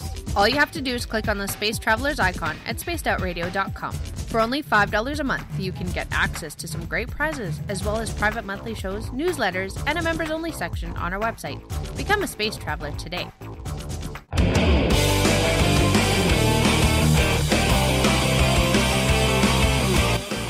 have a topic or a guest that you'd like to hear on Spaced Out Radio, let us know at spacedoutradio.com, where you can sign up to become a Space Traveler member today. Or you can find us on Twitter at Spaced Out Radio and on our Facebook page, Spaced Out Radio Show. Welcome back to Spaced Out Radio tonight. I am your host, Dave Scott. Tomorrow night on the show, we are going to be talking with Dr. Layla Ali. We are going to get into the big debate of Big Pharma. How much are they really screwing us over? Are there cures for cancer? Are there cures for AIDS? Are there cures for other rheumatoid diseases or anything out there? And are they holding it back from us? That's tomorrow night with Dr. Layla Ali, 9 p.m. Pacific, midnight Eastern Time. Hey, if you haven't already, check out the Spaced Out Radio website at spacedoutradio.com. On our site, you can check out our newswire, the SOR Space Wire, brought to you by our news director, Eric Markham. You can also check out many blogs that we have on there, as we got some very talented people writing for us. You can also check out our music section, which is, of course, by former Guns N' Roses lead guitarist Ron "Bumblefoot" THAL. And, of course, you could join the SOR Space Travelers, where for only $5 a month, just $5, you can qualify for monthly prize draws. You can get access to our private section on the website. You can also get a monthly newsletter, take part in private group interviews, and we're always going to be thinking of more for you, the valued listener. Hey, we're going to give you a hell of a lot more than just access to our archives. You can also follow us on Twitter at Spaced Out Radio. Give our Facebook page a like, Spaced Out Radio Show. On Instagram, I can be followed at Dave Scott SOR. Subscribe to our YouTube channel, where we store our archives, at Spaced Out Radio Show. For the final time tonight, we bring in John Moore. He is the lead investigator and the team captain of Ottawa Paranormal, as we are talking Canada's haunted capital tonight. John, I want to say thank you for coming on Spaced Out Radio tonight and telling your stories with our listeners. Oh, thank you, Dave. I was happy to come on. Absolutely. And you know what? We don't do enough Canadian paranormal. I can honestly say that. Most of the paranormal talks that we do are actually out of the United States. Granted, that's where most of our listenership is, but I love being able to introduce the fact that the paranormal here in Canada is alive and well. Talking with the group Chronicles of the Unknown here in British Columbia, the one thing that my friend Glenn on the team always mentions is most paranormal investigators, even here in Canada, have no idea how untapped the paranormal is here in this country. Do you see that on the East Coast as well? Oh, absolutely. I look at all kinds of things online, like postings about Canada's most haunted locations and things like that, and I see some of these locations they're listing, and I just think to myself, there are about 20 places in just within 10 minutes drive of my hometown in New Brunswick that would blow any of these out of the water. It's unreal. It's almost like nobody has even started to explore down there. It's exciting, isn't it? Because up here, I live in the middle of British Columbia. I used to live over by Vancouver, and last summer I decided to pick up shop and make my way north, to the prosperous land where I could actually breathe clean air, see what snow looked like at a real foot. As the 3 feet that we got last year, and, try and live a little bit healthier lifestyle. And the one thing that I noticed is coming up through the highway here, you take Highway 1 up to Highway 97 and you start to head north. It's almost like around every turn you see some old rickety 100-year-old barn or some community that's older than dirt itself. And the paranormal just seems to be everywhere, and you often wonder, has any of these places ever been investigated? And believe it or not, here in BC, 9 times out of 10, they haven't. Well, I think that's pretty safe all across the country, that 9 times out of 10, these haunted locations are just either overlooked or there's nobody in the area who's capable of investigating or knows how to investigate them. I mean, you have to think, Canada is a very vast country, and our population center is really central in certain areas. There's a lot of very large, empty, open space out there where a lot of these areas are. it is kind of exciting because, it's almost like you'll never hit them all. But you want to hit them as much as you possibly can because there is so much fresh territory out there and stories to be told, isn't there? Oh, definitely. Absolutely. That's 100% correct. I mean, no matter where you go, you're going to find something new. I mean, I was on vacation last year in New Brunswick visiting family, and while we were there, we heard about this old jail. So we went down and checked it out. And this place, when I got down there, speaking to these people, they took me on actually a tour of the town and showed me all the haunted spots. And some of the spots they had, it was like, how is this not like one of the most haunted places in the country? Like, I want to get to a question from Kat in the Spaced Out Radio chat room on Spreaker.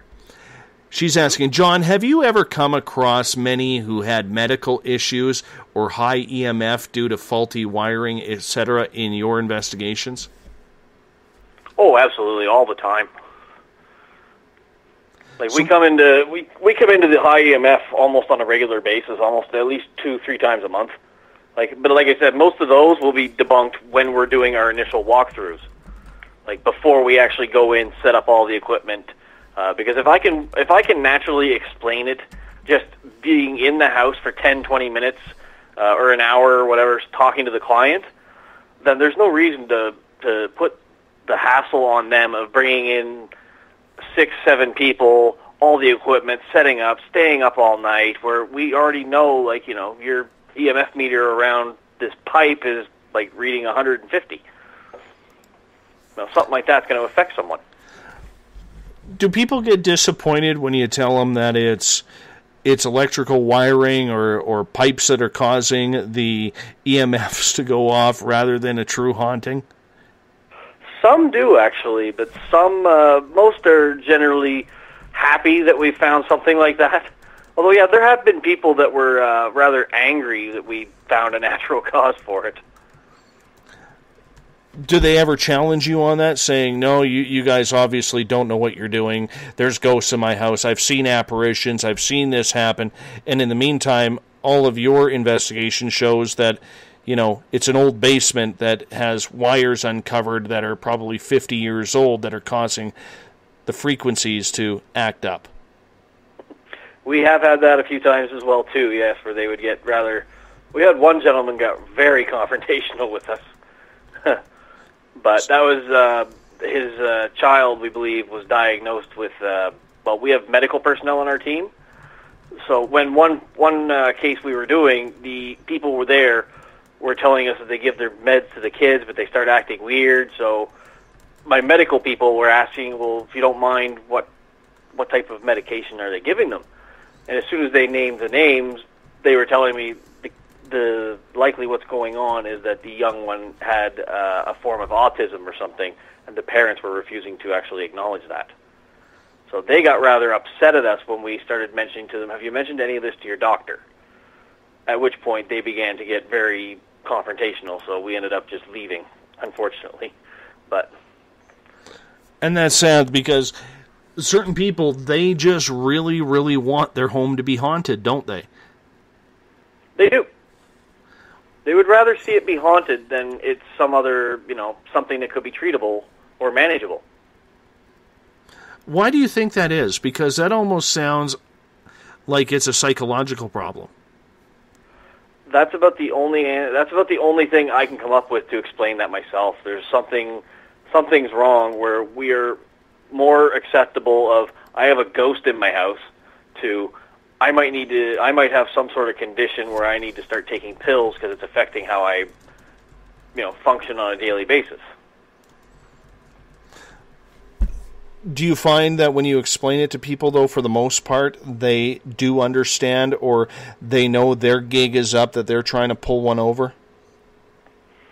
Oh, yeah. A lot of times, luckily, I've only had 2 or 3 where people were trying to pull the wool over our eyes, But for the most part, people are generally very happy with what we found, especially when we find something natural. They're just happy to have that answer, that closure, that somebody was able to find out what's going on for them. What do you want to investigate? What's your dream investigation that you haven't done yet? Oh, the biggest one for me is my old family funeral home, where I saw my great-grandfather as a kid. That is, for me, the one place I would love to investigate. And you can't get in there now? We've been trying. The building was sold way back in the early 90s, but the people that own it now they're government, so it's a little bit more difficult, if you know what I mean. I get you there. Yeah, I often wonder if my grandfather would still be hanging around his or not. I have no idea. Really no idea whether he would be or not, but it would be interesting to find out. Oh, absolutely. I mean, and for me, I think it would just be bringing that full circle. This is where I got my start, so it's just all the more that, I want to get in and find out, is this really, was this, when you showed yourself to me and put me on this basically this path I've been on, was this what you intended? What's it like to deal with the First Nations in and around your area in regards to the paranormal? Are they accepting of having people come in and help, or are they quite closed off to the idea? I know in British Columbia here, a lot of the groups are very open to it, but the further north you go and the further east you go, it's a little bit more closed and gets more and more closed as you go. What's it like over there? Because there's such a rich heritage and history regarding the First Nations when it comes to paranormal. In my experience dealing with them, every one of the groups, tribes that I've had to deal with, they all were very welcoming and accepting of it. But we would follow their customs, obviously. I mean, I wouldn't bring the old Roman Catholic priest in with me. I actually would call a native shaman I know, and he would come with me for those cases. It's, again, you have to look at the people you're working with, and you have to look at your client, and you have to figure out what is the best way to help them. So that's why when we deal with the natives, we would actually bring in native shamans. Have you guys ever dealt with any ideas or parallels connecting ufology and extraterrestrial contact to the paranormal? We have had a few of those, actually. Generally, if someone calls me regarding a UFO case, I pass it off to my friends at MUFON Canada. Right. So they're better trained for that. But there are times, we have one we're looking at right now where some gentlemen a few weeks ago were actually up in in the Lanark County area, which is a known hotspot for UFOs. The night they were there were actually reports to MUFON of lights in the sky, but these guys, in the area where they were, but these guys, right in the heart of all this, were reporting seeing spirits at the lake they were at. Are you sure they were spirits? That's the thing, right? Some of the UFO people I've spoken with, and there was a pretty interesting debate about that, was that one of the theories they use was that ETs will actually use some sort of telepathy to communicate with us. So to us, we would see like a ghost. Do you buy into the theory then that the two are somehow connected, and that's a field of the scientific study that should be investigated further? I think it definitely should be, because we've found in a lot of locations, especially like the more remote locations like Lanark, some of the locations in New Brunswick where I've been, wherever there's a lot of activity that is supposedly like ghosts and spirits, there's also lights in the sky and things like that people see. So are they UFOs, aliens? Is there some other natural cause? Are they spirits generating light? Who knows? But I mean, this is definitely something that seems to be, they're always intertwining each other in certain areas. Now, you seem pretty open to the idea, John, that there could be a connection between the two. And I've always stated on this show, science is theory. And I know I'm looking at it at a very vague comment when I say that. But in return, we have to base everything on possibility and plausibility rather than fact until it is proven to be there or not, real or not. You know what I'm saying? So when it comes to the paranormal and maybe a tie into ufology, do you think that too many paranormal groups out there right now are closing the door on that with saying there is no connection, rather than looking into the possibility that there is? I do think so, honestly. I mean, how can you believe in one without the other, right? How can you sit there and tell someone ghosts and demons are real, UFOs are, no, that's crazy talk, right? I mean, what proof is there of one or the other?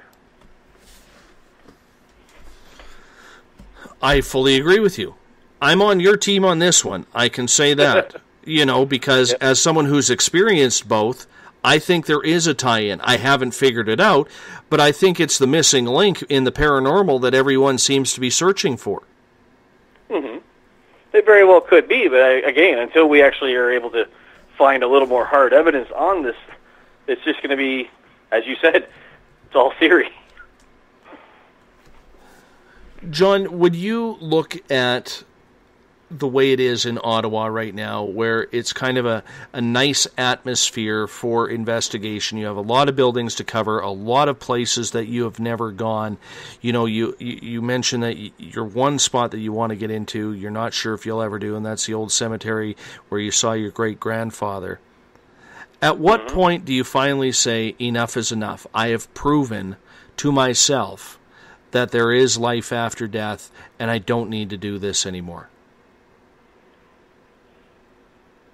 I would say it would be the point when I can't do it anymore. I don't think I would ever actually get to that point where I would say I've proven it to myself. Because, I mean, I've been doing this for quite some time. I've seen a lot of strange stuff. I have no doubt that there is something out there, and there is the paranormal exists. I have no doubt in that myself. But a lot of people, it is very rare, and a lot of these people seeing it, that's not what they're seeing. Is it a matter of less proving it to yourself now because you're comfortable with that, and more about just focusing the attention on the people that need help? For me, yeah, that's definitely where I go with it now. I mean, for a lot of my team, it's gotten to that too. Like, there's members of my team that started out with me back when I began the Ottawa Paranormal Team, and they were saying, I want to find out, is there proof of something afterwards? Now they've evolved from that to where I'm at, where it's like, you know what, I've proven it to myself, now I'm here, let's help these other people that need it.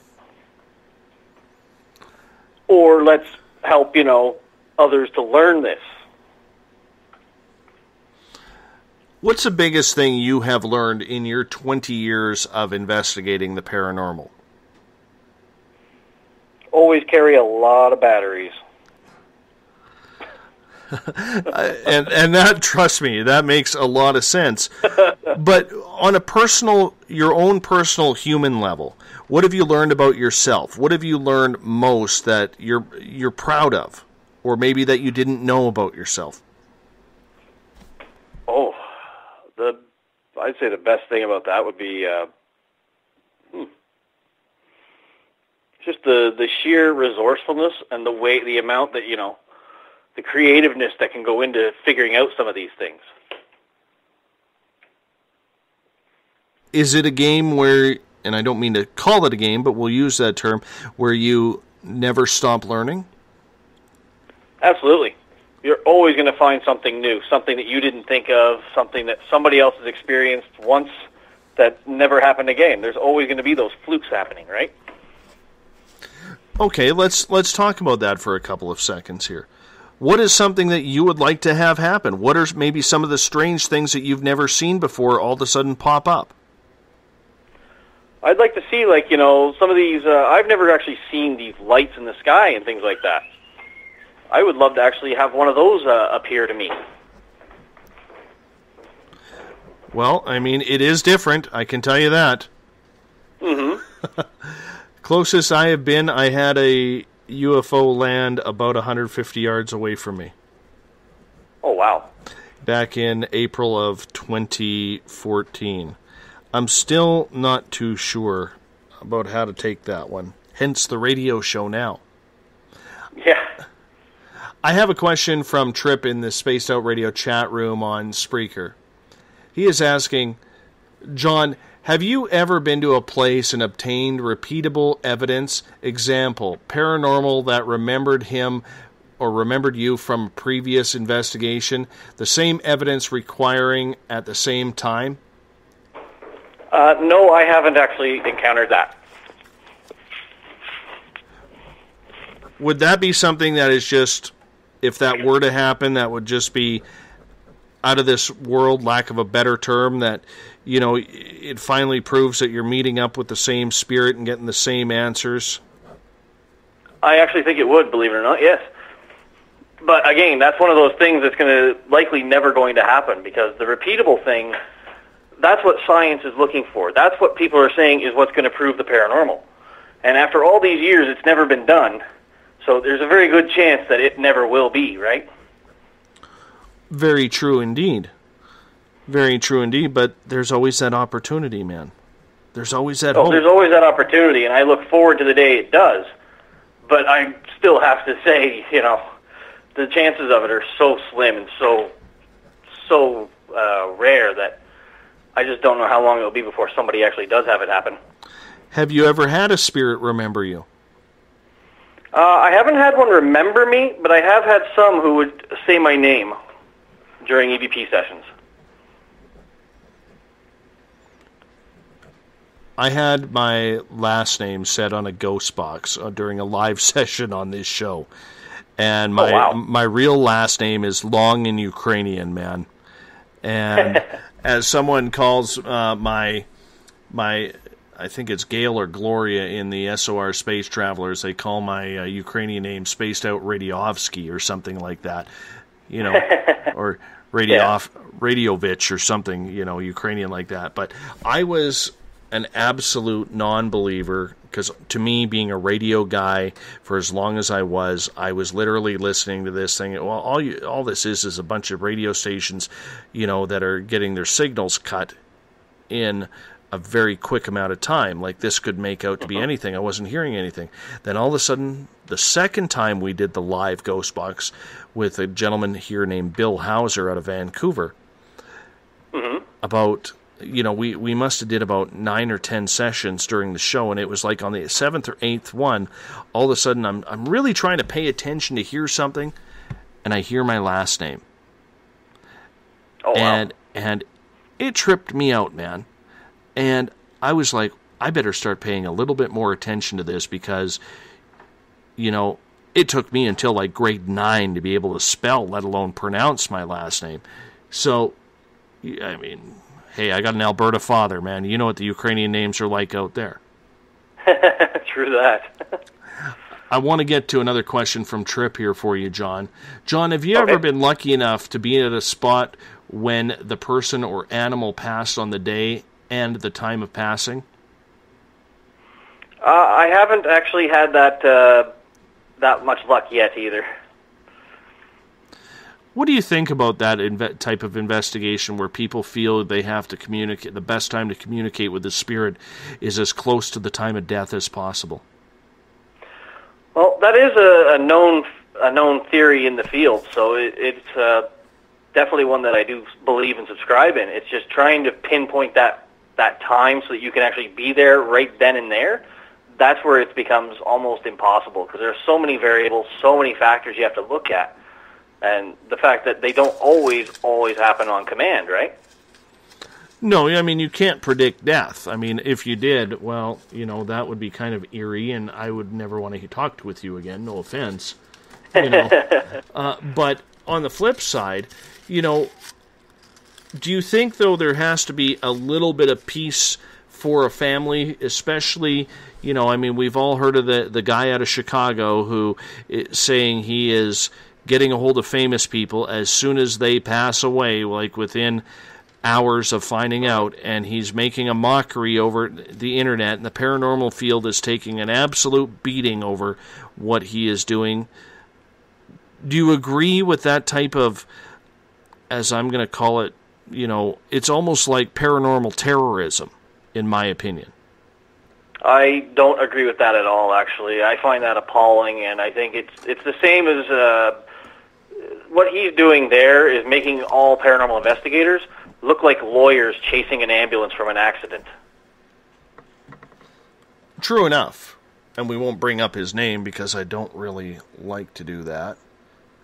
But is there a point where you just have to just say, you know what, we got to get the ethics here. We have to get back to ethics. If we want the mainstream to take us seriously, we have to improve the ethics of this research investigation. I definitely think that's a big thing that needs to be looked at. I mean, right now there are so many teams running around out there, and so many people don't really know what they're doing, that we really do need some sort of body of ethics just so that we can, so that everyone can be on the same page and we don't have these people that are making us look like, a bunch of crazies, right? Absolutely. We have about a minute left with you, John. I would love it if you took some time to talk to our audience about what Ottawa Paranormal is all about, where they can find you online, and how they can get in touch in case they need.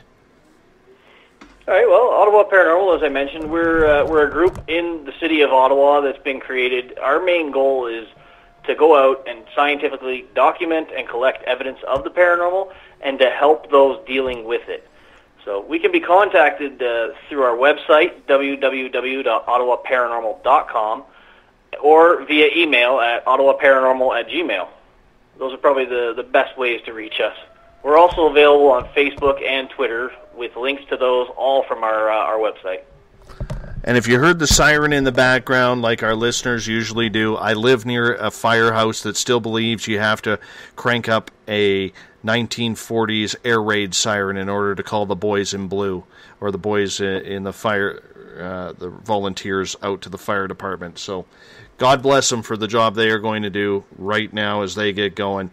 And John, thank you so much for being on Spaced Out Radio tonight. We're definitely going to stay in touch here, my friend. And I appreciate everything in your candid answers and your honest answers about it. We learned a lot tonight. Thank you so much for being on SOR. Thank you, Dave. I enjoyed it. Look forward to doing it again sometime. Absolutely. Take care. You too. Bye. That's John Moore from Ottawa Paranormal, Canada's haunted capital. It was great to have him on. We're going to step out for a break. After the break, Forest Moon Paranormal's Eric Cooper is going to join us right after this. Become more intimate and interactive with Spaced Out Radio. Join our Space Travelers Club with your new membership. For $5 a month, we'll provide you with special access to the website, monthly prize draws from books to psychic readings, along with monthly newsletter, private interviews, and more. Sign up today to be part of Spaced Out Radio's experience. Every month on Spaced Out Radio, we look into the deep and dark reports of cryptids roaming around the world with me, Rob Morphy, from Cryptopia.us. I would love it if you would join me and host Dave Scott as we delve into the most arcane stories and reports regarding creatures of the unknown. My job is to hunt down the details and bring the evidence forward to you. These aren't your regular Bigfoot stories I'm talking about either. You can find out more about crypto history at spacedoutradio.com. Looking for a place to advertise at a very reasonable cost? Look no further than Spaced Out Radio. SpacedOutRadio.com has an advertising tab that you can click to check out our daily, weekly, and monthly packages to play on the radio, or our website including social media. From commercial spots to banners, we have it all. Check out our competitive pricing today.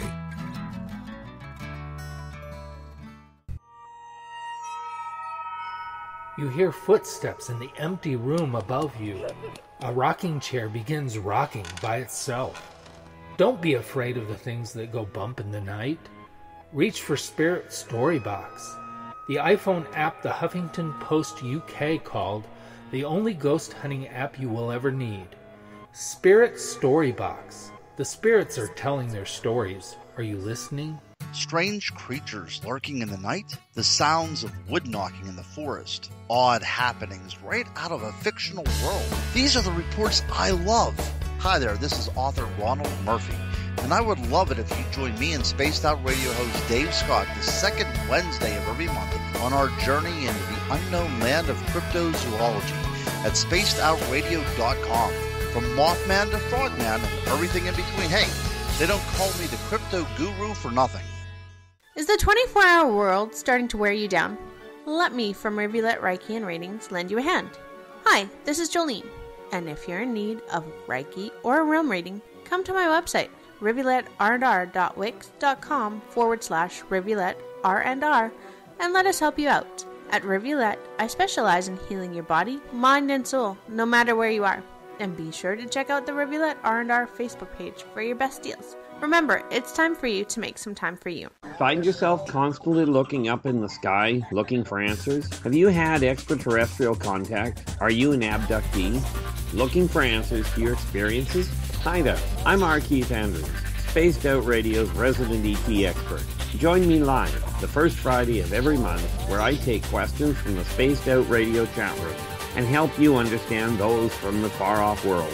It's 2 hours of knowledge every experiencer should listen to. Hope to see you there. Did you know that Spaced Out Radio runs 7 days a week? Hi, it's James Tyson from Spaced Out Weekend. Every Saturday and Sunday night, starting at 9 p.m. Pacific, midnight Eastern, you can join me and my guests for some great chatter about what's going on out in the universe, or even in that dark part of the basement you really don't want to go back into. Well, let's find the answers to your experiences together. So come on up to Uncle Jimbo's cabin on the weekend. For more information, look us up at spacedoutradio.com.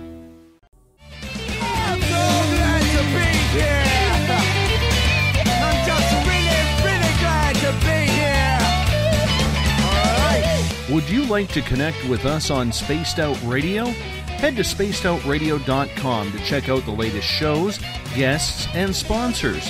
And don't forget to sign up for the Space Travelers Club. You'll find all you need at spacedoutradio.com. Welcome back to the final hour of Spaced Out Radio tonight. I am your host, Dave Scott. You know, the fire horn actually blew again during the break. Twice. Must be a big call out there right now.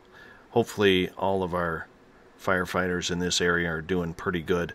That horn scares the living crap out of me every time it comes on. But, you know, I like the horn, but I don't like what it represents. So let's hope that nobody's too seriously injured out there. Hey, I want to remind you, tomorrow night on the show, we are going to have Dr. Layla Ali talk with us. We're going to go 3 hours into Big Pharma. What are they hiding? What are they holding back from us? As they say, a healthy population is not a profitable population. We'll get into that tomorrow night on Spaced Out Radio. Want to remind you, if you haven't had a look at our new look website yet, spacedoutradio.com, I want to make sure that you do. We have plenty of new features. Once you click onto spacedoutradio.com, you'll hear Bumblefoot fire up. You click enter, and then it opens up the site where you can hear the replay of the previous night's show, or you can listen to the show live starting at 9 p.m. Pacific, midnight Eastern Time. You can also check out a lot of the tabs up above. You can check out the SOR Space Wire, which is from our news director, Eric Markham. Check out the blogs. Click on the word blog, you'll get mine, or if you scroll down, you can see a number of blogs that we have on there, including poetry from the poet herself, Corinne de Winter. You can also check out the Bumblefoot page. Check out who we are affiliated with, as we have a lot of paranormal groups starting to join up, and a lot of other radio shows that we would like you to listen to, because we want to make sure that we bring you quality while SOR isn't on the air, or Spaced Out Weekend with James Tyson and Elizabeth Anglin. And the big one, you can join the SOR Space Travelers Club, like Eric Cooper from Forest Moon Paranormal did earlier today. And for that $5 a month, you get a hell of a lot more than just access to our archives. We're going to give you your private section on your website so you can comment, post pictures, post EVPs, videos. There's going to be a chat section in there. Not for the show, but just for the evidence that you guys are bringing forward. You get a monthly newsletter. You get to take part in private group interviews. And what I really love about it, you get automatically entered into monthly prize draws. We got some pretty cool swag that we want to give away. We're going to get more. And You got to be a part of the SOR Space Travelers to get it. So sign up today. Everything is at spacedoutradio.com. You can follow us on Twitter at Spaced Out Radio. Give our Facebook page a like, Spaced Out Radio Show. On Instagram, we can be followed at Dave Scott SOR. Our YouTube channel is Spaced Out Radio Show, and of course, our website is spacedoutradio.com as well. We bring in for the final hour tonight Eric Cooper from Forest Moon Paranormal. We've been talking a lot of paranormal tonight. How you been doing, Eric? I've been doing good. You got a new feature on your YouTube channel. Tell us all about it. Area 51 Cafe. We did our first episode Saturday. It was released yesterday. We went up on the mountain behind the house to find Bigfoot. And we discussed Bigfoot, we discussed UFO, we just discussed everything. Go listen to it. Our second episode is going to be filmed on Friday at our public discussion. And I'm working on a presentation on the history of ufology and alien abduction. Should be a good show. And then whatever Sandy and Russ bring to the table. And then, of course, whatever the public brings to the table that are going to show up. So we'll see how that goes. And then, if you're in our area Saturday, is Fog Paranormal's Paranormal Picnic at Northern State, the old Northern State Mental Hospital dairy farm. And it's going to be a fun time. That'll be our third episode. So, yeah, look for us on YouTube channel, the Area 51 Cafe. Well, you know what? Before I go any further, I do have to mention Bill Cardwell did set the SOR Space Travelers password tonight, hypothesis. I always have to get that in there. Hypothesis is the SOR password for tonight for the Space Travelers out there. Thank you very much, number one. I appreciate that. What'd you think of John Moore? I thought he was very good. I really did. I'm not sure how long his group's been around. So yeah, I'm not sure how many cases he's had or that kind of thing. I was going to ask, but the show went fast tonight. I don't know. 2 hours. I'm missing time.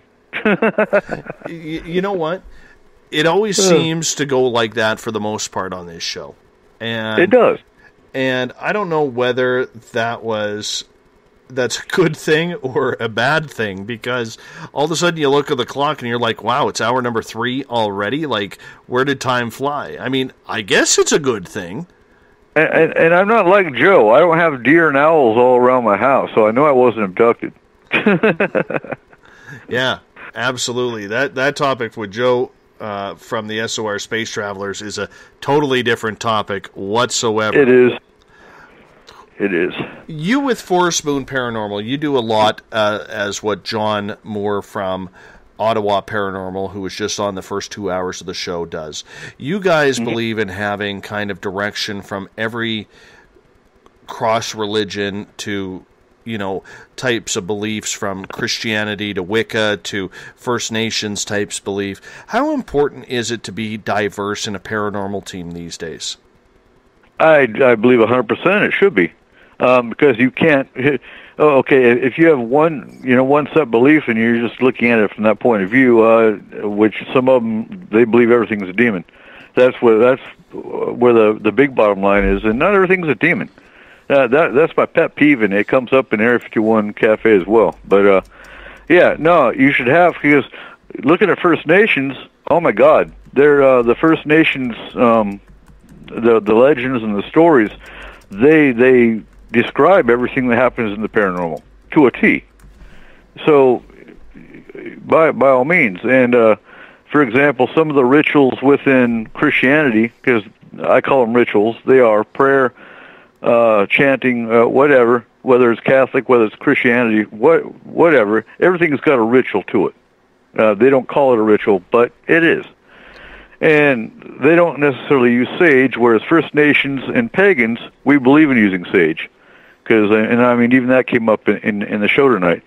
Sage has been scientifically proven to change the ions of the energy in the air around you from negative to positive. Negative spirits can't reside in positive energy. They just can't. so it pushes them out. I posted an article, as a matter of fact, in the chat tonight about some of the science behind using sage, as a matter of fact. What makes sage such a cleanser? How would you describe that? Basically, the plant. Every plant's got its own chemical, its own material to it. Sage is no different. What about something like Palo Santo wood? Are you a fan of that? I'm not familiar with Palo Santo. I've heard the name, but I'm not familiar enough with it to answer that one. I've heard it's a strong cleanser, and if sage isn't working, you bring out the Palo Santo wood, and you kind of give them a double dose of their own medicine if their spirits are acting up. I'll tell you, when I had the alien at the window, I actually, Mrs. Space Out Radio, did our whole house in sage, and in the meantime, while I'm broadcasting, she's standing behind me in the studio, rubbing Palo Santo wood and the smoke from it all over me, and then all over the window where ET was. Oh, dude, it was a crazy, crazy night that night. But I would have used salt too. Well, there was black salt used, I can tell you that. Okay. Now, a lot of people will say, are you guys serious? You're really playing with salt, and you're playing with pieces of wood, and you're playing with dried out plants. Are you serious? Like, how do you convince someone that these types of natural cleansers work? Tell them to do some research on it. There's research out there that's been done on it, like the article that I posted tonight. But guaranteed, if you Google some of this stuff, it'll come up in more scientific, because the people that ask that are the scientific minded. They're the ones that you have to have an alien right in front of them, and they're gonna, okay, there's an alien, and maybe at that, because some of them will say, oh, it's a demon. I mean, you know, but yeah, either that or hell, come along. We'll show you. Well, I can understand that. I can understand where, people want that proof. They need that convincing. And no offense, you can't blame someone who knows nothing about this field to absolutely question everything, because for most people who have a first-time experience, Eric, they don't know what the hell was going on, and it's an awakening for them that something odd is out there, whether it's paranormal, whether it's Bigfoot, whether it's ufological. So you have to be prepared for a lot of naive people out there, do you not? Oh yeah, well, most definitely, and you have to have your ducks in a row, and you have to have your answers, by all means. But unless they're experiencing it, why do you have to convince them? Because that's the way society works, unfortunately. It is, but sometimes at a certain level, you just don't really. I don't care. I mean, I do, but I'm not here. You know where we stand. We stand. I'm not here. I'm not a science group. I'm a crisis group, and we're here for the people that come to us and need the help. When it comes to having to convince society, they'll be convinced when the time is right. Do you think, though, that a lot of people, when they start playing in this field, whether it's ufological, whether it's paranormal, that they are just way too naive to the topics at hand and really go about things in a wrong and different way than probably should? I do. I think going to a Ghost 101 school, going and getting a piece of paper is all fine and good, but I think experience and you need to get your feet wet. Find a group, ask if you can join them as a mentor, and go on a few cases. Get your feet wet. Don't just watch a TV show and then go on and take some online Ghost 101 school and think you're an investigator, because the first time you go out and you actually meet a spirit that's pissed off, might be your last. You might be so traumatized by what you see or experience, you might not want to do it again if you even come out of it.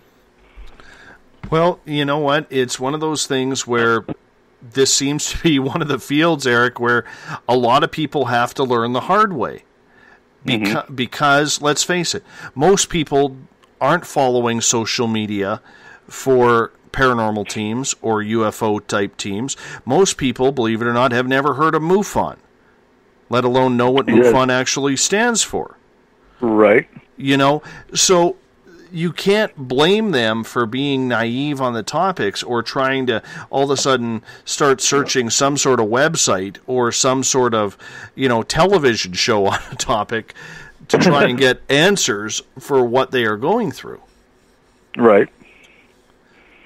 So when you sit there and you talk about that you're a crisis team rather than, which makes you guys more reactionary than say an actual paranormal team that goes out there and investigates the local hospitals or that are run down or the local shut down prison or something along those lines. Explain to people how your team is different and what crisis management is all about in your field of Forest Moon. Okay, crisis management. What we have in our team, I specialize in UFO and alien abduction. That's my field. I've done it for over 20 years. Within the team, I have mediums. I have a demonologist. Basically, he's an entity specialist. He handles the bigger entities. I'm trying to think how to explain this. And I've got explosives in the background, so it doesn't help me none. But yeah, we have other groups that we network with.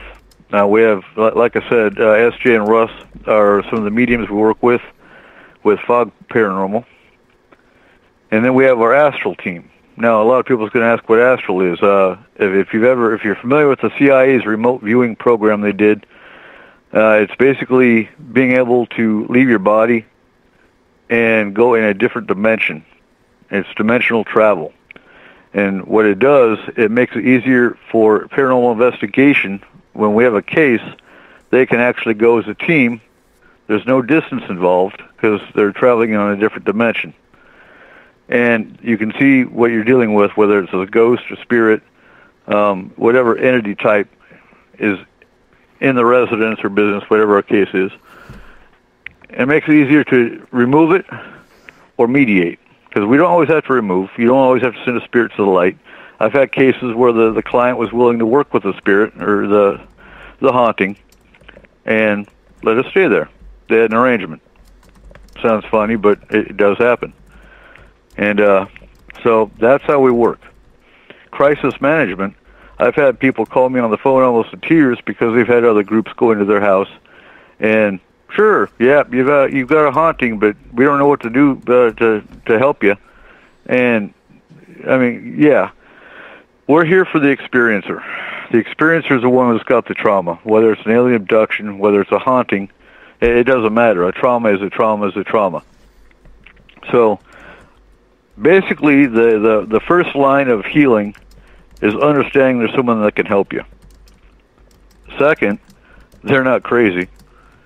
Because we understand and we've been there. And 3, the ridicule they face by telling other people they've got a haunting. And like I've told you before, I think the most open country is Germany, because when we had our haunting in Germany that we couldn't deal with, and that was before I got into this, the Germans, when we were trying to get on a base housing, were like, oh, damn, you've got a Geist, which is German for ghost. And we were in Army housing within a week. And we didn't go back to the house. They actually put us in temporary housing until we got into our permanent housing. But, there's actually countries that are more open to the paranormal than others. Yeah, but in the United States, do realtors or people selling their home not have to disclose that their home is haunted? No, they don't. They have to disclose whether someone's died in the house, whether there's been a homicide or a death. That's as far as they have to go. Now, just because someone's died does not necessarily mean they're still there. They may have passed on. But if there's a haunting, to my knowledge, and I don't have a solid answer for you, but to my knowledge, they don't have to disclose a haunting. See, up here in Canada, they don't have to disclose a haunting. However, if you ask them, they have to tell you. Oh, okay. So that may very well be the case here. Like I said, I don't have a solid answer for you. To my knowledge, it's just been a death in the residence. What's the weirdest thing you've ever investigated, or the weirdest thing that's ever happened to you? The weirdest thing that's happened to me was in Germany when I was walking down an alley with a buddy of mine, and we're walking towards the German, basically a city center. It's called a Ratskeller, and it was about midnight, 11 o'clock. And we both saw it at the same time, but we didn't know what we were looking at exactly, and we didn't know how to explain it to the other. But we saw a German, I don't want to say limousine, because I don't know if you would call it. It was a 1930s car that Hitler was in. And Hitler and his entourage came out. Our vision switched to black and white. And the whole entourage, now, again, I don't know if they saw us as, Americans in 1992 clothing, because it was 92 that this happened, or if they saw us and we looked like Germans walking down an alley. But we walked past it. The whole entourage of Hitler and his crew were looking at us, and then went back to what they were doing. And we walked in silence for about 10 minutes. And I asked him, "Did you just see something weird?" And he about exploded with excitement and said, "Yeah, did you just see Hitler? And a whole entourage in black and white." And so, what did we walk through? A wormhole? Did we walk through a portal? What did we walk through? I have no idea. I have no answer for it. I just know that was one of the weirdest things I've experienced. Has it ever happened again? Nope. Nope. I don't know what I'd do if it did. I'd probably pay a little more attention. Because, again, this happened back in 92, but I still remember like it just happened, yesterday. It's amazing how those images just absolutely stick in your head. They don't leave. Isn't it? They don't go away. And it's funny because you've heard me mention it, and I've already mentioned it tonight, about the alien at my window. Mm-hmm. I will never forget that face. I will never forget the Bigfoot that I saw, the UFO that landed, what it looked like, or the other extraterrestrial that I saw in broad daylight. You never forget that. And you know what? We only got a couple of minutes till we go to break here. But I wrote a blog on spaceoutradio.com regarding how will you react? That's how it's called. I'd like to talk about that with you after the break here, because I think that's important, and we'll get into that. But first, Jonathan Moore, who was on the first 2 hours, he mentioned that he seems to be getting a lot of either current or ex-military members trying to join Ottawa Paranormal. You're an ex-military man. Glenn Ferguson from Chronicles of the Unknown is an ex-military man. What brings military career people to the paranormal? Okay, I kind of knew this was going to come up. Okay, for one, and I'm pretty sure, again, he didn't specify, but I'm pretty sure most of the military that are coming to him have seen combat action. Combat changes you. Combat, you're right next to death.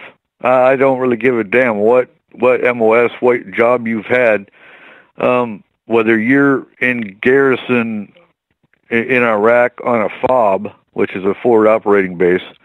When I was in Blah, we got mortared every day, which is why fireworks bother me now. When I was in Somalia, I saw nothing but dead bodies, and I breathed dead bodies. So, yeah, when it comes to a military guy who's seen combat, your fear factor is gone. Do you really think you're scared of death or a spirit or anything really in the paranormal when you've been walking next to death. That's probably the easiest way to explain it. I mean, unless you walk in those boots, it's hard to explain. But you've seen the pictures I took in Iraq. We had paranormal experiences in Iraq. They're more of a curious thing than they were anything else, and they came up in the pictures. We didn't even know they were going on when we were sitting there. So yeah, paranormal is an everyday thing. And on that note, we're going to hop out for a break here. We got about 10 seconds before I got to cut ties here and go to a break, because you know what? We try and hit that on time. I'm someone who's never seen combat. I likely never will. But I can only imagine how it hardens you on the inside for what reality truly is. That for sure. You're listening to Spaced Out Radio tonight. We're in the final hour, joined by Eric Cooper from Forest Moon Paranormal out of Concrete, Washington. He is also the first team to sign up for the affiliation page with the SOR Spaced Out Radio website. And we want your paranormal group to join us as well. Tell us why you want to be affiliated with Spaced Out Radio. Fill out the application by clicking on the affiliate tab at spacedoutradio.com. You're listening to Spaced Out Radio. I am your host, Dave Scott. Final half hour right after this. Are you an experiencer? Have you had run-ins with strange creatures you can't explain? ETs, Dogman, Bigfoot, werewolves? They're enough to scare the daylights out of anyone. Hi there. I'm Butch Witkowski from your 4-Cop. And on the last Monday of every month, you can listen to me and the host, Dave Scott, talk about the weird and the strange being reported on Spaced Out Radio. I'm going to bring my investigations and sources, you bring your experiences, and we'll figure out the rest together. Strange Days on Spaced Out Radio. Come tune us in at spacedoutradio.com. Are you interested in advertising on Spaced Out Radio? Head to our website at spacedoutradio.com and click on our advertising tab. There you will find an assortment of ways you can get your product out there with us. From the radio, commercials, to banners, to social media. Have a product you'd like our host to endorse? We can do that too. Visit spacedoutradio.com for more details. Visit purpleplates.com today. For over 40 years, the Purple Energy Plates have been delivering amazing results for their many customers. Inspired by the great genius Nikola Tesla, the harmony, healing, and energetic effects of the plates have proven over and over to be beneficial and often miraculous to thousands of customers. With their money-back guarantee and the many benefits, how can you afford not to get one? Check their site for daily specials and choose from their many energy products. You won't be sorry. Right here, this is where we divulge the fruit of our research. Here on the Webster Phenomena every Saturday night at 8 p.m. Pacific, 11 p.m. Eastern on Spaced Out Radio. Attention Spaced Out Radio listeners. For only $5 a month, you can join Spaced Out Radio Space Travelers. Your membership at spacedoutradio.com will give you access to private fan area on the website, get you a monthly newsletter, draws for monthly swag, and a whole lot more. Sign up today to become a part of the Spaced Out Radio experience. Strange creatures lurking in the night, the sounds of wood knocking in the forest, odd happenings right out of a fictional world. These are the reports I love. Hi there, this is author Ronald Murphy, and I would love it if you join me and Spaced Out Radio host Dave Scott the second Wednesday of every month on our journey into the unknown land of cryptozoology at spacedoutradio.com. From Mothman to Frogman and everything in between. Hey, they don't call me the crypto guru for nothing. Greetings and salutations, space travelers, from the Chronicles of the Unknown team. What is Chronicles of the Unknown? I keep hearing about this thing. It's a new paranormal reality TV show based right here in beautiful British Columbia, Canada. Follow our team as we uncover claims of activity on the Caribou Gold Rush Trail. You can also follow us here every third Monday, where 2 members of our team will be available to answer your questions. We'll give you some equipment updates and some of our experiences on the road, right here on Spaced Out Radio. Did you know that Spaced Out Radio runs 7 days a week? Hi, it's James Tyson from Spaced Out Weekend. Every Saturday and Sunday night, starting at 9 p.m. Pacific, midnight Eastern, you can join me and my guests for some great chatter about what's going on out in the universe, or even in that dark part of the basement you really don't want to go back into. Well, let's find the answers to your experiences together. So come on up to Uncle Jimbo's cabin on the weekend. For more information, look us up at spacedoutradio.com.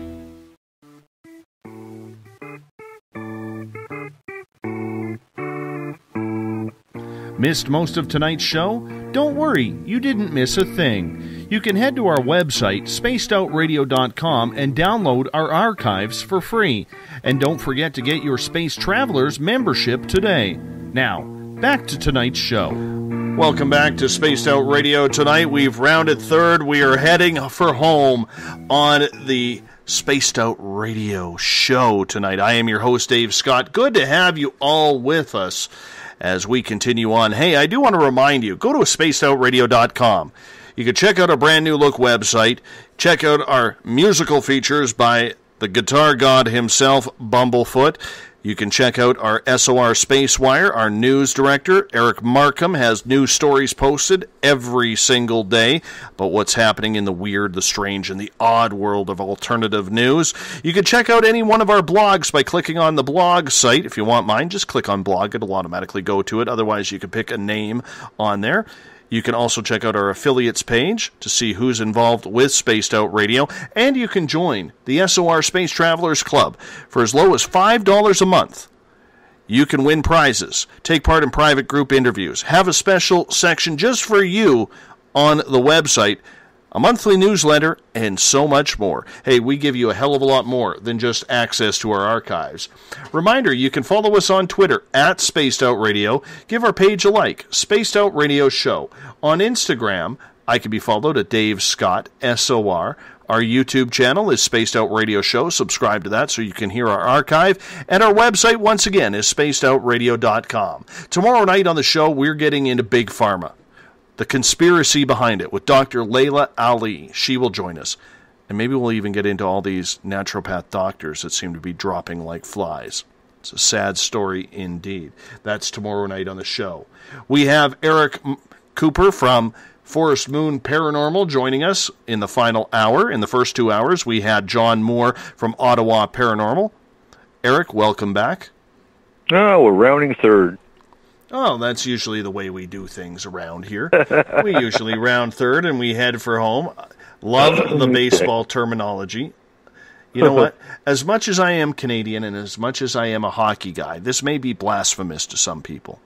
If God himself said to me one day, Dave, you have a choice. You could play one game in the NHL or you could play one game in Major League Baseball. Hockey. You know what? I would honestly choose baseball. Would you? I would. And trust me, man, like hockey outweighs baseball to me, 5 times to 1. I grew up around hockey. The game was very, very good to me and what I got out of it. But there's just something about baseball that is pure. It is timeless. The rules haven't changed. Everything that is happening today, for the most part, happened 100 years ago. You know what I'm saying? Mm-hmm. And I love that about baseball. Hockey today, to me, and I don't want to turn this into a big sports debate, but hockey, to me today, the rule changes have ruined the game. They have ruined, absolutely, the tough physical play that made men out of boys. And I don't like that. I think the game has changed way too much, and I'm not as much of a fan as I used to be. Did political correctness affect hockey? I think it did, and I think it was two things. I think it's catering to an American audience to try and get more American people out there, and the attitude around hockey is that it is too much of a violent sport, which makes no sense to me when you look at football and you look at I was about to say. But more so, you look at the bloodlust today that a lot of people have for the UFC. and cage fighting. Right. You know, I don't get it. I don't get it. And yet in hockey, they're eliminating hitting, they're eliminating fighting, they're eliminating the physical play to make it more like soccer on ice. And, you know, in my house where I was brought up, if sport was religion, soccer was the Antichrist. So, you know, that's just the way it is. And, you know, I just don't like it. Let's get back on the paranormal topics here, Eric. Now, how did you react when you saw the alien? Which one? The one at your window. The one at my window. I was not prepared for it.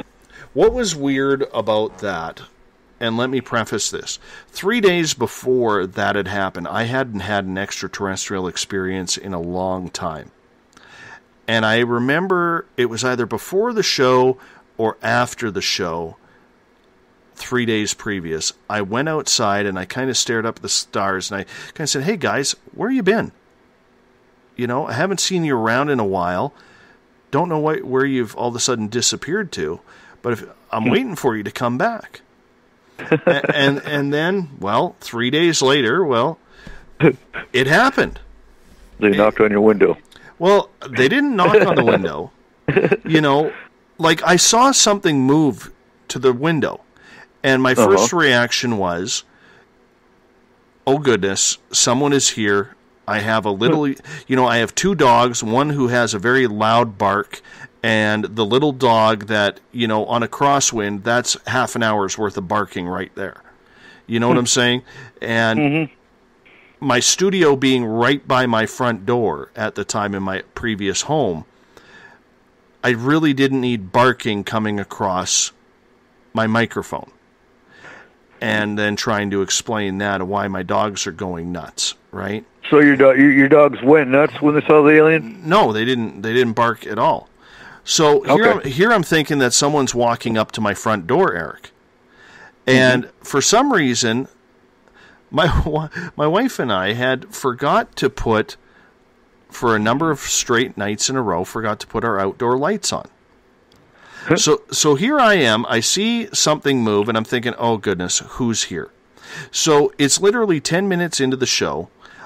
I ask the first question, I put my microphone on mute, and I turn to look to see who is here, who's pulled into my driveway, and standing in the shadow of my window, in the darkest part, there I saw the giant gray head with the big black eyes. Now, giant wraparound eyes. Oh my goodness. You know, and I'll tell you, I have seen an extraterrestrial before that happen. Of course, I remember being taken where I had the three little guys working on the back of my head. Right? I thought I was ready. But this guy, he made me jump back. And I remember I kind of oh, F, I yelled, as I kind of, and I almost fell over on my seat because, you know, it startled me so much. Oh, yeah. You know, and then when I got my wits, like a second later back, he was gone, man. He was gone. Like, I'll tell you right now, Carl Lewis, Ben Johnson with steroids, you know, the Jamaican fast dude, his name is missing me right now. There is no way they could win a 100-meter dash, you know, against a gray. I can tell you that. Them grays are fast, man. They are fast. Let's see. Claudia is asking in the SOR Space Travelers, what's it feel like to look into the eyes of a gray? Yeah, that's for you. Yeah, I would assume that's for me. I can tell you point blank. It was nothing there. It felt like you knew something was staring back at you, but there was no feeling to it. There was no emotion. There was no, oh my God, he saw me and now I got to get out of here. There was none of that. Right. They don't have emotion. No. And I understand that. But I will honestly say that as much as I thought I was prepared for it, I wasn't. And that leads to my blog, Eric, that I wrote on spacedoutradio.com. All you do is click onto the website, click on the blog tab. If you go over the blog tab, you'll see a bunch of names on there. No, just click on the blog tab. It'll go straight to mine. And the one thing that I can say is this. I am fascinated right now with the question, how would you react? Because I think so many people talk tough. They talk like they know what they were doing, like they would be in control. But when you see something with your own eyes, wide awake, not in a dream state, but wide awake, and you have something absolutely supernatural happen to you where you're not, those things are not supposed to exist, you don't know how you're going to react. And that was my whole point of the blog that I wrote. Right. No, I thought it was well written. I read it basically as soon as you posted that you had written a new blog. I went and read it. And, yeah, well written and right to the point. Right to the heart of the matter, actually. Because, yeah, you have a lot of them. They do talk tough until they actually have something thrown at them, until they actually are face-to-face with anything in the paranormal. I understand that. And Joe Allgaier in the SOR Space Travelers just put a picture of an alien standing in the window. And I could say this, Joe, the picture that you've put in the website, I would say triple the size of its black eyes, and you have exactly the one that I was looking for. You know, I think that people just are not ready. And this leads to the whole, and I don't want to get into the whole disclosure topic. Right. Because I really do not feel, as much as we've had experts on this show recently say the public is ready, the public needs to know, I don't think we're anywhere close to knowing. I don't think so either. You know, I watched the preview for Independence Day 2, and oh my God, if you haven't seen the preview for that, or if you haven't seen that yet, I haven't seen it, but I watched the preview, and holy shit, yeah. What made you freak out about it?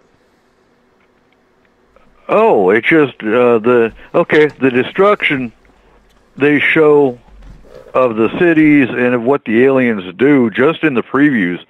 There is no recovering from that. I mean, okay, sure, the human race would survive.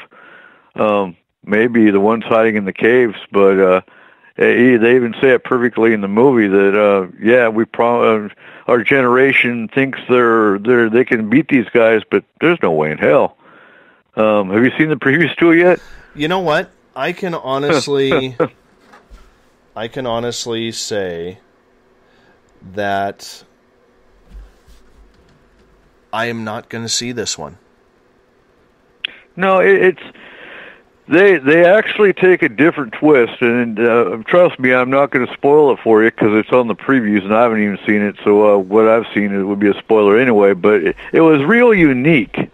They didn't show a bunch of aliens, flying around, blowing stuff up with weapons and whatnot. No, these aliens were unique, and it made you think, because these aliens used gravity. These aliens, the mothership, you watched the skyscrapers and people and everything on the planet that was underneath this mothership get sucked up. And like Goldberg said in the movie, what comes up must come down. And, yeah, they just sucked everything up, and they dropped it. Tell me that don't cause pure destruction in New York City. Well, I can honestly say this. Is Hollywood... Do you not... Let me just rephrase everything here. Do you not think with the push towards what has happened in the federal election down south, with the whole talk of John Podesta, Hillary Clinton... that this movie now comes out and puts extraterrestrials once again in a dark light rather than a light of where disclosure should be? Oh, it most definitely does. Hands down, yeah. If you used to base all the aliens on just that movie, you'd think, oh, they're all evil. But, you know, and it's your show that showed me that there's a lot of people out there that experience positive aliens. I still have to beg to differ with the question, if they're positive, why are they abducting people against their will and causing pain and causing trauma? Well, whether or not you bring the argument up of, well, it's for the betterment of mankind, you're taking people against their will. That's where I have an issue. What pisses you off about it? Did any of these abductees ask to be taken and probed and have needles stuck in their eyes and get impregnated with alien fetuses and everything else that goes on? Mm-hmm. That's I hear what you pisses me there. off about it. I hear you there. And you know what? On Wednesday night, I'm going to contradict some of my stories here, because I've said Okay. I have said many a times that most Canadian abductees that I have met or contactees have had positive experiences. Karina Seibels, who will be on here on Wednesday night, she is literally 4 hours drive from where I am right now. She actually lives closer to R. Keith Andrews, our resident ET expert, than to me. And she will be on because she and her family, including her children, are going through horrible abductions. Horrible. Oh, wow. And we're going to be able to talk with her about that tomorrow night. So it's not all rosy on this side of the border either. But I can tell you this. I think, you know, she's going to be the first real abductee to come on here and tell what it's like about having a lifelong. And that's good. Absolutely, it's brave for her. Mm-hmm. You know, and you won't find that too often. Most people, they want nothing to do with talking about it. They want nothing to do with the TV, the radio, and it's unfortunate. But most people won't talk about it because of the ridicule they face, the stigma you get for being an experiencer. Mm-hmm. No, I fully understand exactly where you are coming from in regards to that. Fully understand where you're coming with that, Eric. It's one of those things where, you know, every experience is different, and we can't always talk about the beautiful side of it because there is a dark side, which we are going to get into. Back to the blog, though. You know, and okay. I'm not trying to, you have to read it to understand where we're getting it. When you talk to a lot of people who have that first-time experience, Eric,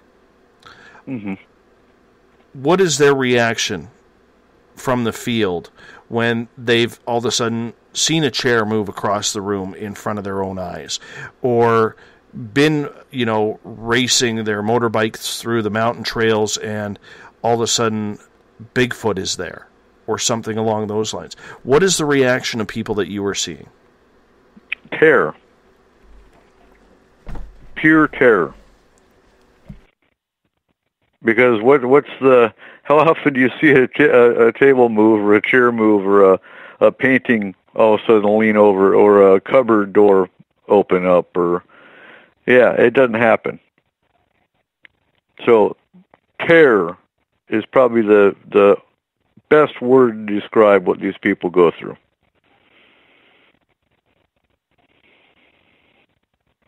So when you explain that conversation, that first conversation to us, for people who've never heard it. I've never heard it.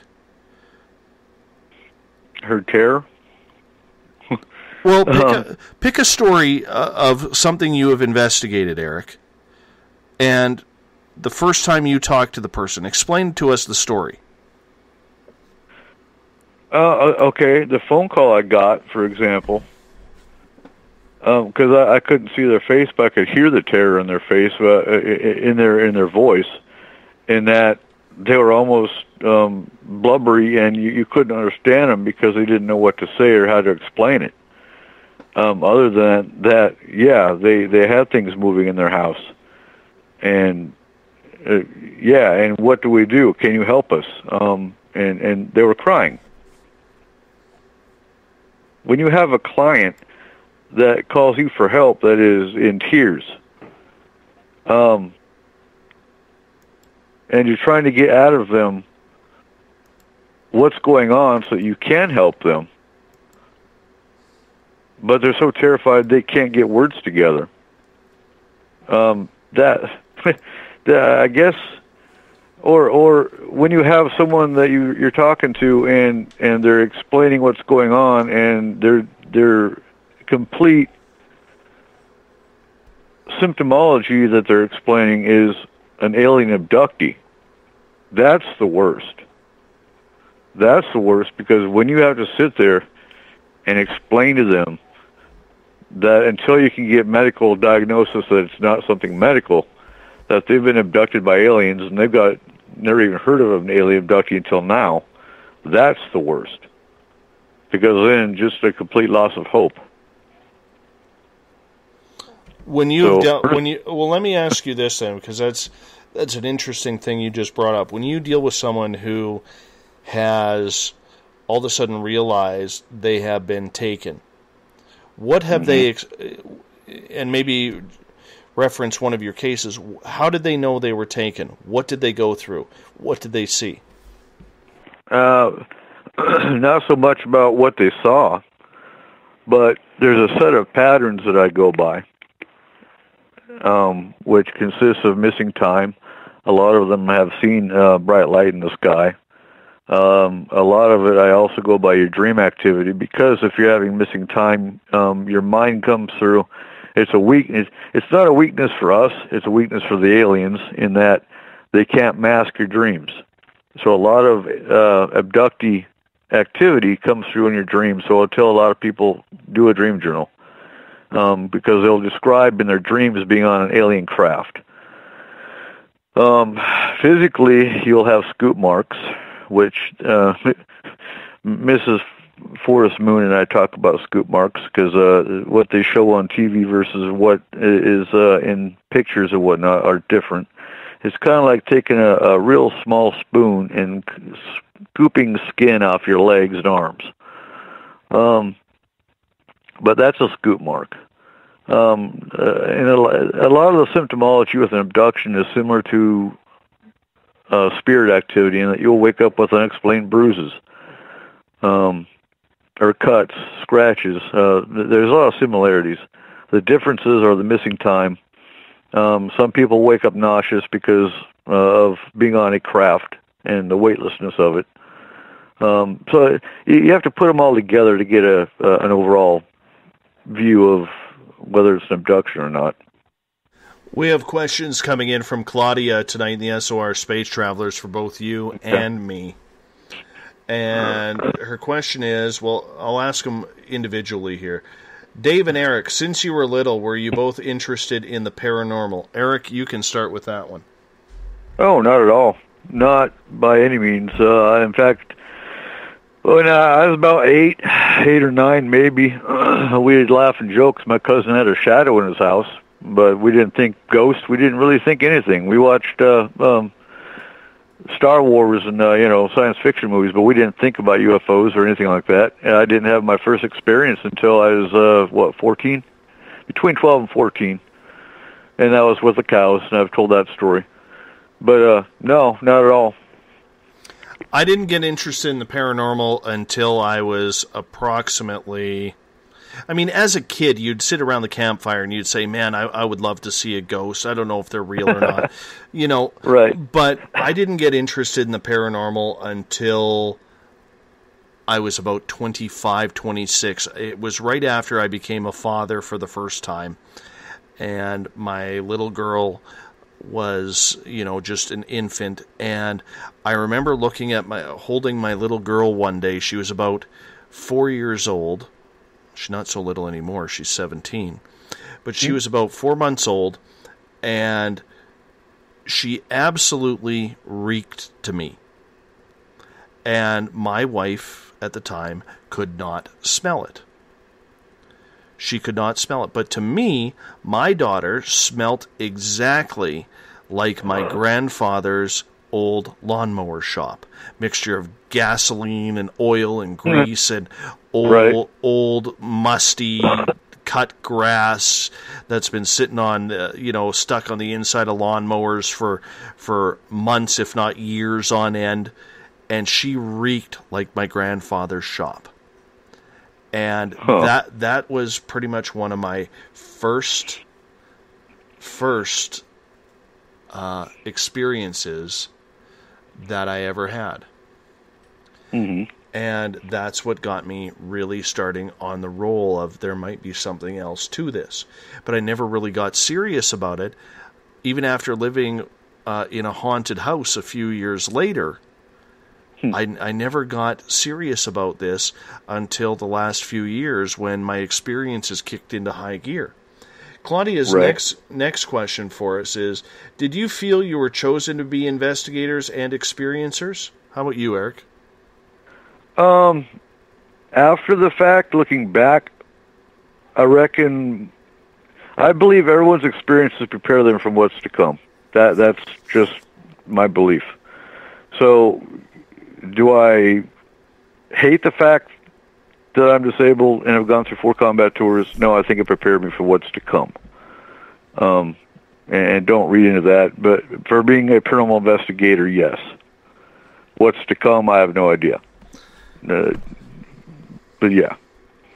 Well, I think for myself, I never really thought of myself as an investigator. I still don't. I started this show only because I couldn't find the answers that I was looking for on the internet in any of the books that I had read, or on television, or on YouTube, or wherever it was. I just wasn't satisfied with what I was finding. And it seemed like I was the only one having the experiences that I was having. I mean, everybody else was having these types of experiences, but mine weren't like that. So I kind of fell into this. Claudia's third question is, did you both feel like you were old souls? I always have, yeah. In fact, I've been told by mediums and other gifted people that I am. So that answers that. And I still think of myself as young. I do know what an old soul is. My daughter, who is 17, very old soul. She's like 17 going on 50. That's just the way her brain works. So I don't think like that. I still think I'm in my 20s, man. Mr. Bumblefoot is playing. Eric Cooper from Forest Moon Paranormal. Thanks for joining us in the final hour of tonight's show. Really appreciate it. Always a pleasure. All right, you hold on tight here. Ron Bumblefoot THAL, formerly of Guns N' Roses, rocking us in and rocking us out of every episode here on Spaced Out Radio. You can check on his music. Click on the Bumblefoot tab at spacedoutradio.com. While you're visiting our website, you can check out the SOR Space Travelers. For only $5 a month, you could join the Space Travelers Club. Get some really cool things on the website, including your name entered in monthly prize draws. We are waiting for you to join up today. We also have our newswire, the SOR Space Wire from Eric Markham, and our affiliates page, along with our blogs that we've written. Take the time to read them. There's some good information on there for you. Hard work goes into this. I want to say thanks to everyone tuning in tonight. Tomorrow night on the show, Dr. Layla Ali will join us. We're talking about the conspiracy of Big Pharma. That's tomorrow night on the show. I still think there is cures out there that aren't being released because healthy people are not profitable people. I want to say thank you to John Moore tonight for coming on Spaced Out Radio from Ottawa Paranormal, joining us for the first 2 hours. Eric Cooper in hour number 3. Reminder to all of you, you can follow us on Twitter at Spaced Out Radio. Give our Facebook page a like, Spaced Out Radio Show. On Instagram, I can be followed at Dave Scott, SOR. Our YouTube channel is Spaced Out Radio Show. And our website is spacedoutradio.com once again. I am your host, Dave Scott, and I appreciate you taking the time, if you're listening in on the Spaced Out Radio chat room on Spreaker, SOR Space Travelers, good chatting with you tonight. Good night. Out there somewhere. This is the new totalitarian state. 1,000 eyes are waiting for you to break. Stay in line, don't make a mistake. We're watching. We watched you fall.